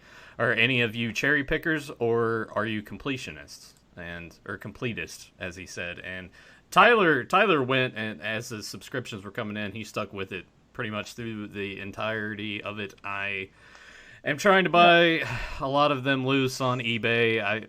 I got 12 Classics figures that are coming in the mail. I kept messaging Tyler. I'm like, yeah, I got another one. Hey, I won this one. He's like, that's awesome. And now I've had to move my Classics from the case over here over to the shelf over here, and now I'm going to have to figure out what to do with all these figures here because they're going to have to move to make room for the Classics that I'm getting in, and now I got to situate everything. So that is my process. I know that Joe was going with it for a while, right? And then you just kind of stopped. Yeah, it used to be a completist, but yeah, money-wise, then I couldn't do it no more, but yeah. right, James is back. What you got, James? So the most recent thing I added to my collection is the most expensive thing I think I've ever bought in my life. I think you've probably both seen it, but that cell. Oh, wow. Ah, yes. Beautiful. Pretty glorious. I was like, so I paid. I knew who owned it for the longest time, and I thought to myself, am I gonna want to, shell out that money for it? And when I got it, it's funny. The guy lived in the UK, so we met. He works. Where does he work? About a 40-minute to an hour train ride away. So I got the train. So I had to travel across London, pick up this piece of artwork, and travel back. I remember thinking, is this going to be worth it? And the moment I kind of took it out of the packaging and opened it, and I saw that, obviously, it's mirrored in my image. I don't know if it is for you guys. Oh, yeah. And I saw that, I was like, oh my God, it's for us, sometimes cells are slightly nicked or damaged. It's just in perfect condition, man. It looks perfect. Is that the first I Have the Power cell that you've owned? Because I just assumed you probably had some other I Have the Power. No, that's the first one. Yeah, sorry, that's the first one I ever owned, because they're just, they're just so impossible to get. I know, it's quite funny. I know the person who owns all the arms and heads of this, and I know the person who owns the body. So it's between the two of them, they've got all the key frames, but they don't, And the other thing I've got is the random. I think I've showed you guys. I think I posted it once before, which is so the promo. There was the promo shot that was used on video covers and everything. A lot of promotional. It's He-Man doing I Have the Power, slightly off key. It's not like direct frame, and it's the lightning around that. And I randomly bought a bunch of artwork, and that lightning was in there, and I was like, oh my God, it's the promotional lightning. So.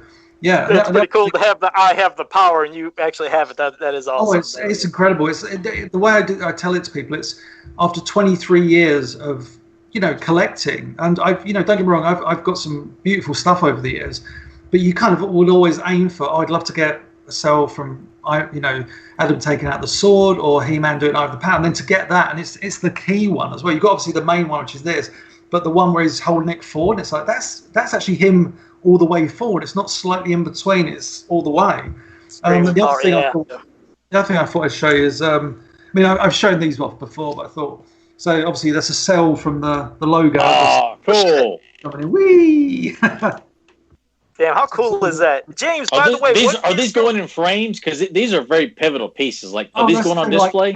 They're put it this way, they're in lock and key kind of thing. It's not just they're just under my bed or something. They're in proper protective kind of things and everything. I'd love to put them in frames at some point. I've owned this cell for nearly well over 12, 13 years, but just it's quite funny. The first time, I guess when DVDs happened, but with VHS transfers, I always just thought the logo was blue and white, and then eventually when DVDs happened, it's there's little red, kind of markings on it. Well, it's actually beveled, I guess, is where you got. I see it. Yeah. No, I didn't know that. Yeah, if you watch the intro, you'll just about make it out. It's not that clear, but yeah. So yeah, there's that, and then I thought I'd show you. This is probably quite boring for some, but it's just the folder it came in. So that's the folder which says down it says MU main title on a black card. So that's the background. Scene 2, because obviously scene 1 is the Filmation logo. Bottom lights are just where they're projecting the flashes onto the screen. There's all these little instructions. Rush means we got to do this very quickly. So obviously it's very. And you got here let's have a look. The final checking happened on. What is that? I'm trying to read the date. I've got my old man eyes aren't working. 17th of March, 83. Obviously, yeah. 27th of March, 83. So yeah, it's just a bit of history. And then this is my favourite piece. This is so that's the actual line art of the logo. Oh. So that's what they Xeroxed over and over again to make it bigger and smaller as it kind of comes into screen. So it says down here, I think it says, if you can see it, says He-Man MA1 kind of thing. Oh, and on the back there's the instructions where it tells you, it says the layout. It says He-Man goes into place, stops, and then Master Universe comes in and they both disappear off the screen. So sorry, it's not great quality. No, you got some rare, great stuff right there. Now, what's your address again? Where do you live? Yeah, it's Fort Knox was fucking cool. All right, man. No, thanks for sharing that. That's cool shit. Grimbot had another question for you, James. Said, what's the dumbest early idea you've encountered for Masters of the Universe?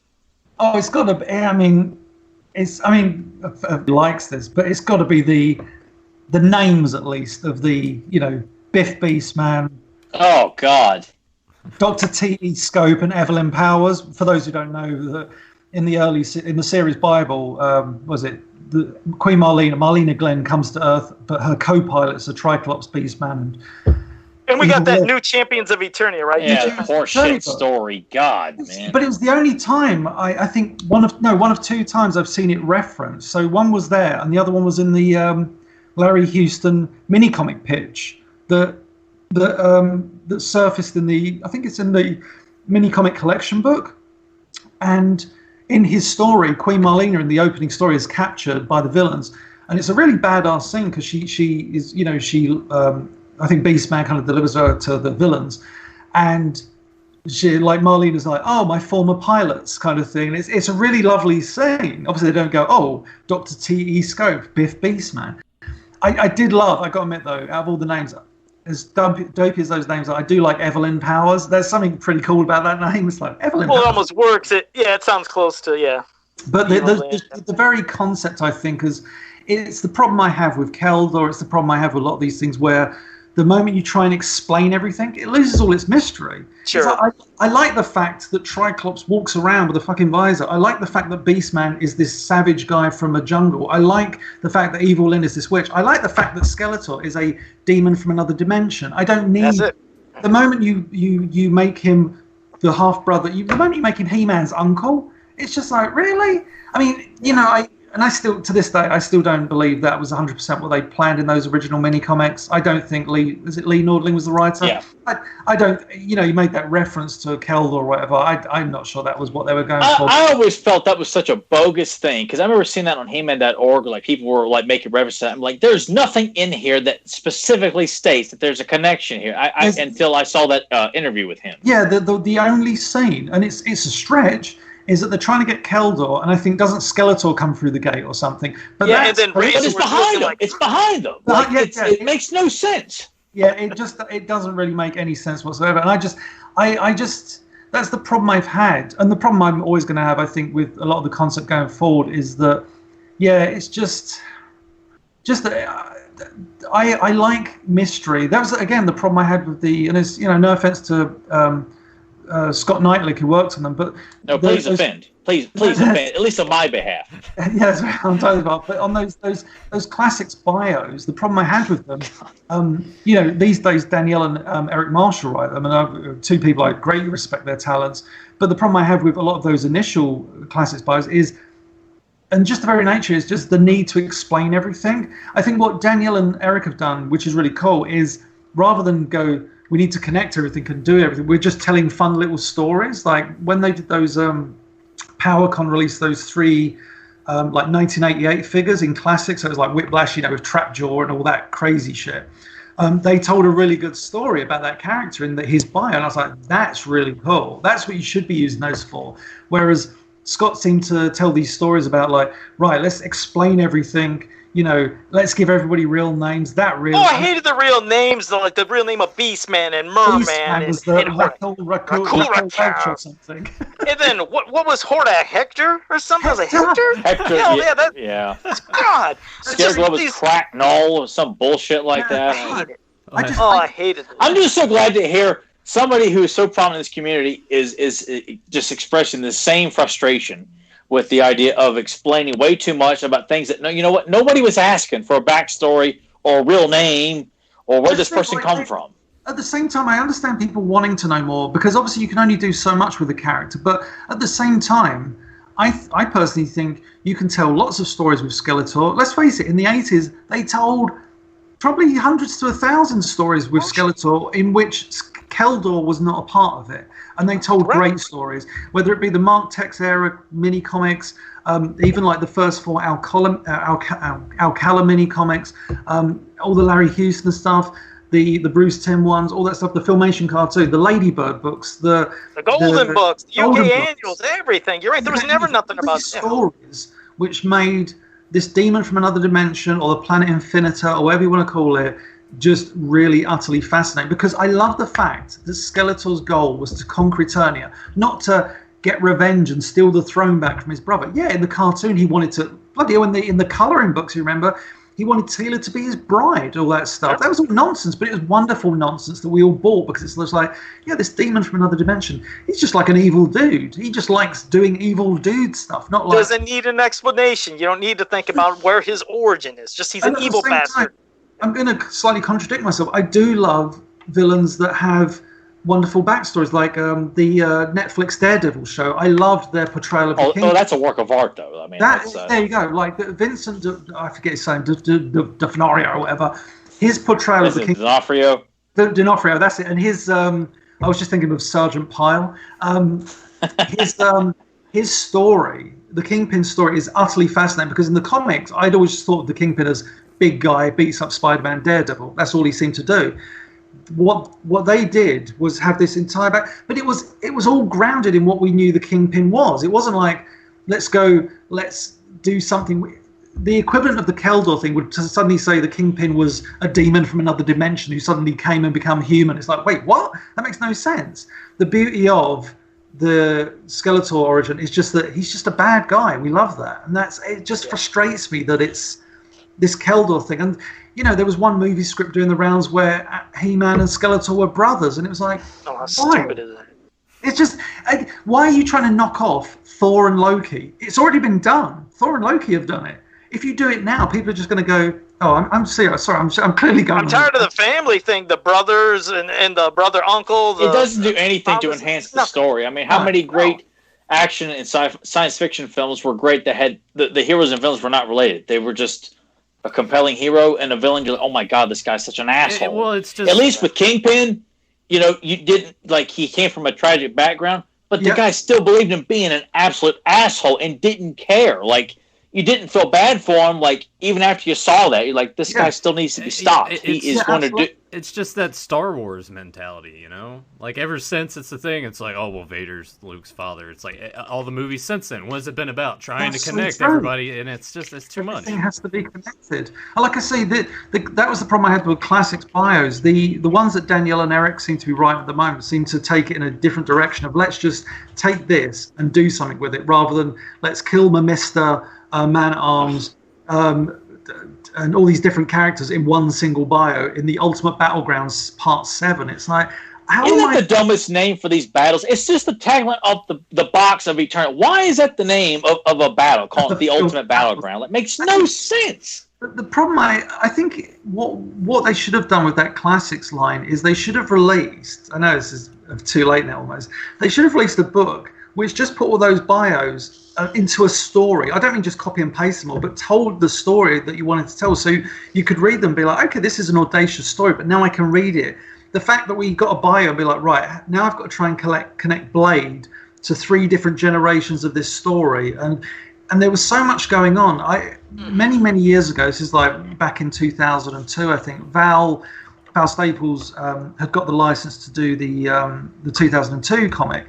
And he came to me with an idea, and he said, let's try and do like a kind of what we did with that one issue that came out, which was, let's do a Marvel Universe guide. So it's a character with their description, their history, explanation of their powers.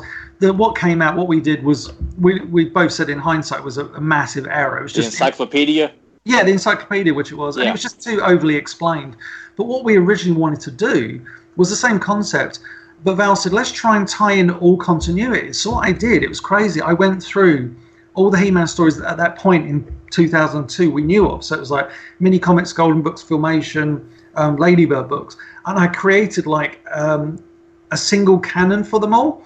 And it was a bugger trying to explain everything. But I was trying to get through to this, and it wasn't like, oh, this was Savage He-Man, or this was that. It was about trying to piece these stories in and just explain why Adam wasn't there, or this or that. And I'm saying that my point of this is, that was a nightmare just to do with that alone. The fact that Scott kind of took all these characters and just went, I'm like, do you even know the story you're telling? And that's no disrespect to Scott. Again, it's that thing of, I don't know the story he was telling.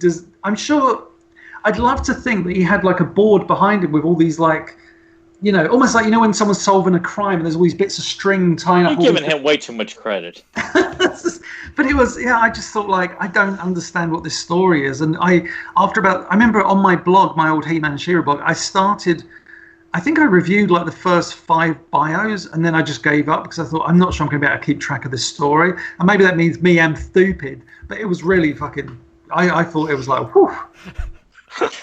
All right. Well, James, now you got a question from Spike.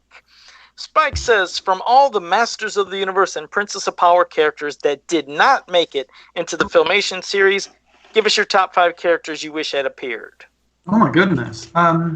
Wow. Tyler's had enough. He's gone. He's like, that's it. He's like, I'm losing power on my iPad here. I got to get it charged here. Oh man, he wasn't expecting a 3-hour Eatock extravaganza. Oh no, it's fine. I really thought it was plenty charged anyway. It always is. So I'm like, I don't want to get into a position where I'm like, oh my god. Yes. I tell you what, I can't do these in order. So I'm kind of taking inspiration from behind your respective shelves. Oh, thank you. So Clamp Champ, I would love to have seen him in the cartoon as he was portrayed in the Star Comics. That character was so good, and it was from the kind of bad stage of the Star Comics, but him being like an overconfident guard to the king, I thought was such a great story they told. Because the UK comics always struck gold with a lot of those stories and characters, but their Clamp Champ was just like, oh, he's really good at everything. But the Star Comics one I thought was so good, where he was just this overconfident guy who kind of screwed things up as he was trying to guard the king, and he was too proud to ask for help. But also combine that with Bruce Timm's version, or Lee Nordling's, I guess, in The Search for Keldor, where he's got like, he's just a badass in battle, like when he catches Ninja's arrow out the sky. And speaking of that, another character, Scareglow. Scareglow in the cartoon would have been amazing. Because you can tell a whole episode, if you can write a script and tell a whole episode around a character, Clamp Champ, yes, Scareglow, absolutely.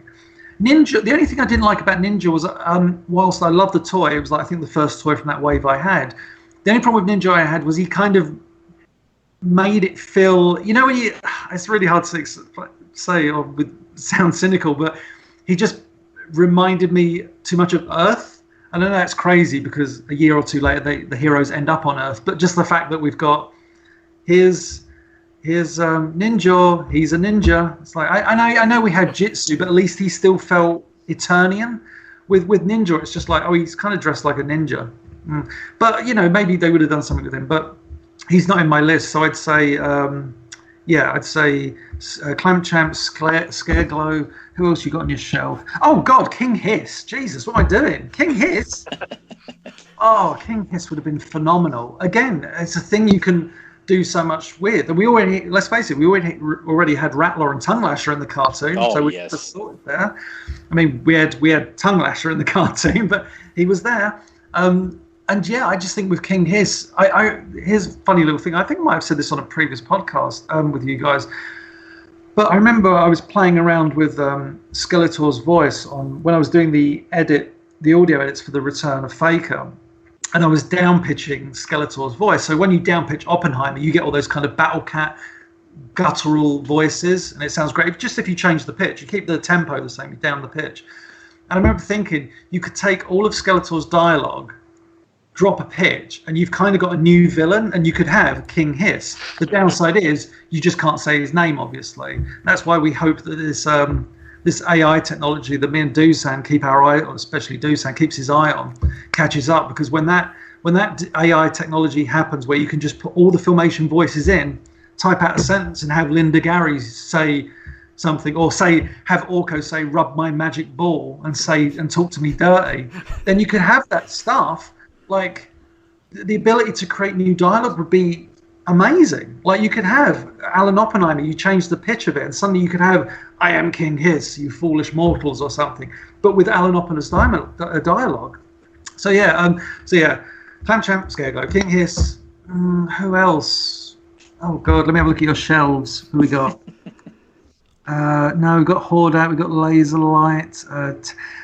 I think for fun, I would love to have seen Terraclaw's Skeletor. Would you have wanted Squeeze in there? Maybe Squeeze? No, I think when you have, like, don't get me wrong, I love Squeeze and Snakeface, but I just feel that I'm like, nah, I think I could have done with that. Because of Cobra Khan stretching his arms. Yeah, that's true. Good shout to disappearing dragons. With regards to Spike's question, did he say just from the toy line or anything beyond? Was it just? He didn't. I don't know. He just made it. I was just assuming he meant anything. I mean, heck, you could include a mosquito if you wanted. Anybody you wanted. Yeah, like another one I really liked that I saw potential in from the comics was Lieutenant Andra from. From the Hate Stones from issue 9.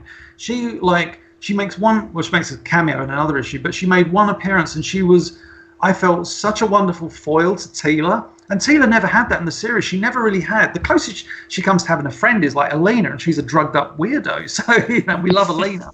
But you think if you'd had a kind of another Teela, but one who was even more brash and kind of hot-headed, and then you kind of have Teela act around that character. So yeah, weird choice, but Lieutenant Andra. Who else? I know I'm gonna regret one and be like, oh my god, I can't believe I didn't think of that. Well, you could hold it to another time, because what's bizarre is what you just said is going to come to, I think, what the last question is, which was from Michael Bell, and I believe that's what you copied and pasted. Correct, Nathan? The one I'm going to read now that you posted? No, the one that I copied and pasted. Now we're like breaking that wall. Like Descendants of Grayskull is. Descendants of Grayskull. Oh, okay, yeah. I thought he always said his name on here before too, but okay, but I got you. Well, Descendants of Grayskull said, James, if you could have written a script with Teela and Adora in it, how would the relationship be? Would Teela be as bitchy to Adora like she is with Adam? Or I think that's our last question. So I've always said, rather horribly and cynically, I've never been a big fan of fanfic. That doesn't mean I don't love what it is. It's just I always, and that's myself speaking as well. If I go back and look at some of my stuff, I'm like, oh man, because it's just you're so used to hearing the stories you grew up with that when someone says, "How about this idea?" You're like, really, I don't know.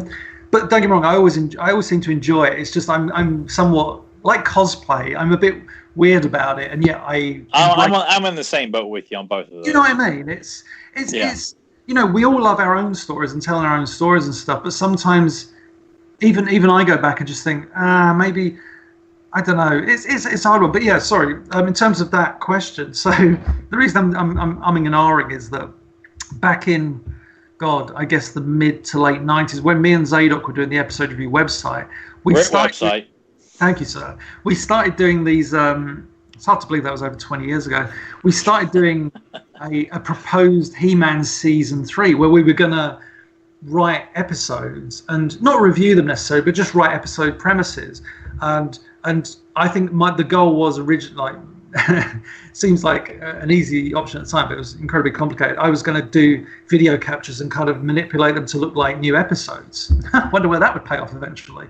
So I came up with, I think, a story called I remember it was a She-Ra episode, and this is going back. I wonder if I've still got it somewhere. So I'll try and look for it as I talk about it. So it was called Adam's Etherian Side. So it was a She-Ra episode. So Adam and Teela end up on.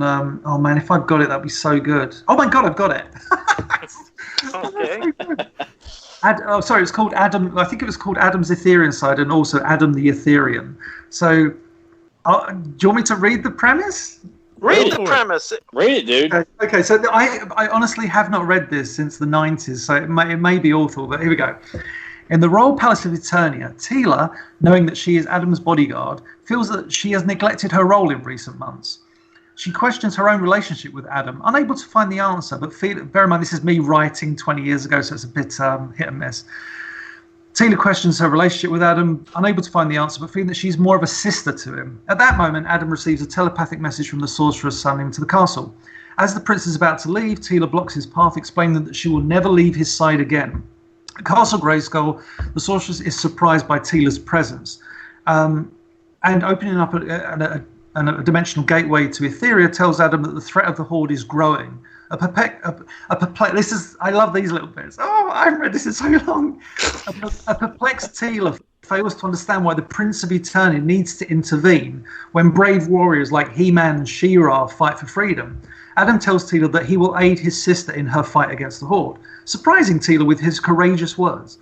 Adam and Teela enter the portal as the sorceress looks on, knowing that the prince will find it hard to play both the coward and the warrior. Arriving at the rebel camp, Adam and Teela are immediately made aware by Adora of the Horde's plans to overflow the village of... Oh, I can't read. Why have I called it that? Terra? Oh my God, it was my ex-girlfriend. I just realised, I was like, Terria? And I was like, oh, Harriet. I used to date Harriet. Yeah. Shout out. Shout out to Harriet. So during their conversation, it becomes apparent that there is odd tension between Adora and Teela.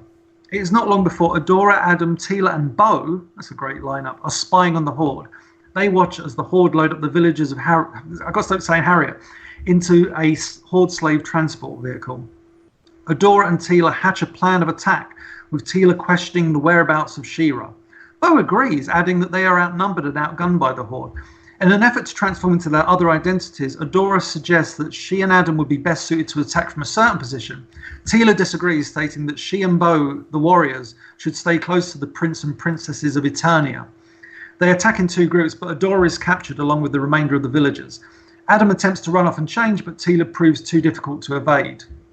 You guys still there, right? Oh, yes. You're still hanging on. Adam, Teela, and Bo regroup and head towards the fright zone. Arriving on the outskirts, they are spotted and laser fire from the Horde outpost is trained upon them. They leap behind a nearby rock, and Adam acts the coward, asking Teela what they should do. Bo reminds Adam not to rush in. This is great. Adam reminds Adam not to rush in, like the time he saved Adora single-handedly. Teela is astonished, not believing her ears, and is bewildered when Bo remarks that Adam is by far the bravest man he has known in years. Teela questions Bo if they are talking about the same Adam. All three run from rock to rock, dodging laser fire along the way. Teela is captured, but enables Adam and Bo enough time to enter the fright zone. Inside the fright zone, Teela is placed in a cell with Adora. This is the relationship between Teela and Adora. There is an obvious tension between the two. Teela reveals that she is jealous towards Adora because she feels that she has been a sister to Adam for years, and now that Adora is back in her life, her sisterly role has vanished. I thought it was a really nice thing to address because, in the series, Teela and Adam are almost like siblings at times, and then Adora comes in and Teela's just like, bye. Adora calms Adam. Adora calms Teela, telling her that Adam has always spoken highly of her and reminisced over their journey that they have had growing up. Adora tells Teela that she is the one who should be jealous because for 21 years, given their age, she never knew that she had a brother and never shared a life with him. Teela is shocked, realizing Adora's overwhelming sadness. Teela had the best, always the best years of Adam's life, and Adora never got those. I think this sounds really good, James. Yeah, right, it does. Sounds great. Elsewhere, Adam and Bo, it's coming to an end. There's only 2 more paragraphs. Elsewhere, Adam and Bo split up, and while Bo distracts a large group of Horde troopers, Adam transforms into He-Man, smashes his way through the Fright Zone's dungeons. Just as he approaches the cell holding Adora and Teela, he realizes that Adam is more than just the Prince of Eternia, and now realizes that he must prove that to Teela. So he transforms back into Adam. Teela is surprised to see Adam blast open the door. He frees both of them and tells Adora that he saw She-Ra approaching. Adora rushes around the corner, transforms into She-Ra. As Adam and Teela flee the Fright Zone, She-Ra aids Bo in freeing the captured slaves. The final scene. The following day, Adam and Teela stand before a glowing portal with Adora and Bo. The group say their goodbyes, with Adora stating that Adam and Bo were fantastic. Bo directs the praise towards Adam, prompting Adora to tell Adam that he is a great brother and a great hero. Teela, who has been silent up to this point, grabs Adam by the arm and states that he's her hero. Adam turns to Adora in shock, everyone surprised by the loving interest expressed by Teela. Adora winks at Adam. Teela marches Adam by the arm back through the dimensional gate, fascinated by the new Prince of Eternia. Bo turns to Adora and asks if he's her hero. Adora mockingly throws her arms around Bo and declares that he is. Bo and Adora laugh and head back to camp. The end. Hell of a story, James. That's brilliant, dude. I'd love to have seen an episode like that. Honestly, I have not read that in 20 years. I forgot that was quite a fun script because you play that thing of, you don't overdo the Adora-Teela relationship, but you explore it when they're both imprisoned. And the key is as well, I remember saying, let's do an episode without He-Man, but then I thought, you've got to, because we all want to see He-Man pop up once. So you have that one moment where he's like, I've got to get in, by the power of Grayskull, smash, smash, smash, then transforms back into Adam to continue that adventure as Prince Adam. But yeah, I wrote so many of those. I'm not going to read them all out, but Well, I mean, but that was great. I mean, hell, everybody, even in the chat room, they just loved what you said. I mean, they're saying it was brilliant, great story. They said as a He-Man and She-Ra fan, it's the best episode I've ever heard. No, that's great, man. I'll tell you, it's a shame that, like more people like Grimbot couldn't come along and help you and animate that into another story someday. Because goddamn, that really does sound good. It was something I did back in, I think it was, the year 2000 when I first got my graphics tablet. I don't know if I ever I'm sure I posted them online somewhere. And I did these, one of the early kind of big fanfic episodes I wanted starts off with He-Man and Broom. He-Man and Broom fleeing the fright zone. And there was like really comical scenes, and I animated it, and I did like He-Man's voice and everything really badly. I was like, Broom, can't you carry me? All this stuff. And Broom's like, I can barely carry Madame Raz. How am I supposed to carry the most powerful man in the universe? And then there's one scene where there's a bunch of Horde troopers surrounding them. And He-Man's like, Broom, come here. And and it's like, it uses all the classic He-Man stock, but instead of the Sword of Power, because the Sword of Power got lost in the fright zone. And then you've got He-Man using Broom as the Sword of Power, doing the whole hand-to-hand thing. And then like, and he's fighting the Horde troopers with Broom as the sword. He's like, and Broom's going, on guard, and like shouting all these kind of things. And then they kind of escape. Did you say you animated this? You animated this? I did like a really poor, I need to redo it, because this is the year 2000. And it's really bad animation. Like He-Man turns his head and suddenly it's part of his neck. It was just, I was roughing it all out, and I didn't do the entire sword fight. I just had like a few conversations and Broom. But I was really getting into this animation. Did you ever post it publicly or no? I don't think so. I mean, I think I've still got them somewhere in a folder. But yeah, you should post that. Fuck, we'd get a kick out of that. Post that stuff. I'll probably post it. NBC Universal will say we own that, and I'm like, no, you don't. God damn you, Joe! Look what happened. Oh shit! Well, goddamn. Well, James, that was the last question. There was a lot of comments, and there was really active for this episode. So, I mean, it was great having you. But before we go, I mean, is there anything you wanted to, talk about, or like tell everybody to go, your pages, something you got going, or? No, not really. I guess just I hope everybody's staying safe in these crazy times, and coming up with their own forms of entertainment, watching podcasts, listening to podcasts, all this business, because I think. It's pretty crazy out there right now. Hopefully everybody stays safe and well and washes their hands and all that business. This is like a PSA, really, isn't it? In today's episode. Oh no, man! Orko didn't wash his hands after rubbing his crystal ball, so we encourage everyone to, wash your hands thoroughly for 20 seconds here, kids. There we go. That's how I'm going to promote the episode. Watch it, he's vigorously rubbing that ball, man. Did Orko's eyes just get bigger? His eyes, yeah. Oh boy. Well, that's a first for the show for sure. I appreciate that, James, for putting that on there. Jerking off, on this podcast. If there was ever an incentive, the wholesome podcast. If there's ever an incentive for the people that actually listen to us on Podbean to come on over to youtube.com/fanspowerpodcast, it's for that. If you want to see James holding up a puppet of Orko and it looks like he's jerking off, hey, this is the show for you. You have a fetish for that kind of thing. This is your chance. Just found an entirely new audience for this. Oh my god! It could be like this whole like niche market of like fetishism for like masturbating puppets. If all those guys start popping into the chat room the next few weeks, I'm gonna have to like start setting up a moderator or something in here. Sweet Jesus! Oh God! No, but it was great, man, James. We love having you on. Every time you're on, some crazy shit happens, but it's great, to share your knowledge and just all of us sit here and have fun and just share the love of Masters of the Universe, Princess of Power. That's what it's all about, man. So, thank you. But I guess for anybody that was here and is new to this channel, make sure you like, subscribe, share, ring that bell so you can always be notified when we go live. Because as you've seen, this was a different time today. And for me, Tyler, Nathan, and James, until next time, have a powerful day. He's got Orko. God damn it. I don't even know what to say. See you next time. No movie quote from Tyler? Tyler, movie quote? How am I supposed to follow it up with a jerking off Orko? Like, what the hell am I supposed to say? Like, no one is going to pay attention to anything. I mean, it's, we're seeing, but here's 50 Shades of Orko right now. Son of a bitch. Yeah, there's nothing in there. Yeah, that's. See you guys then.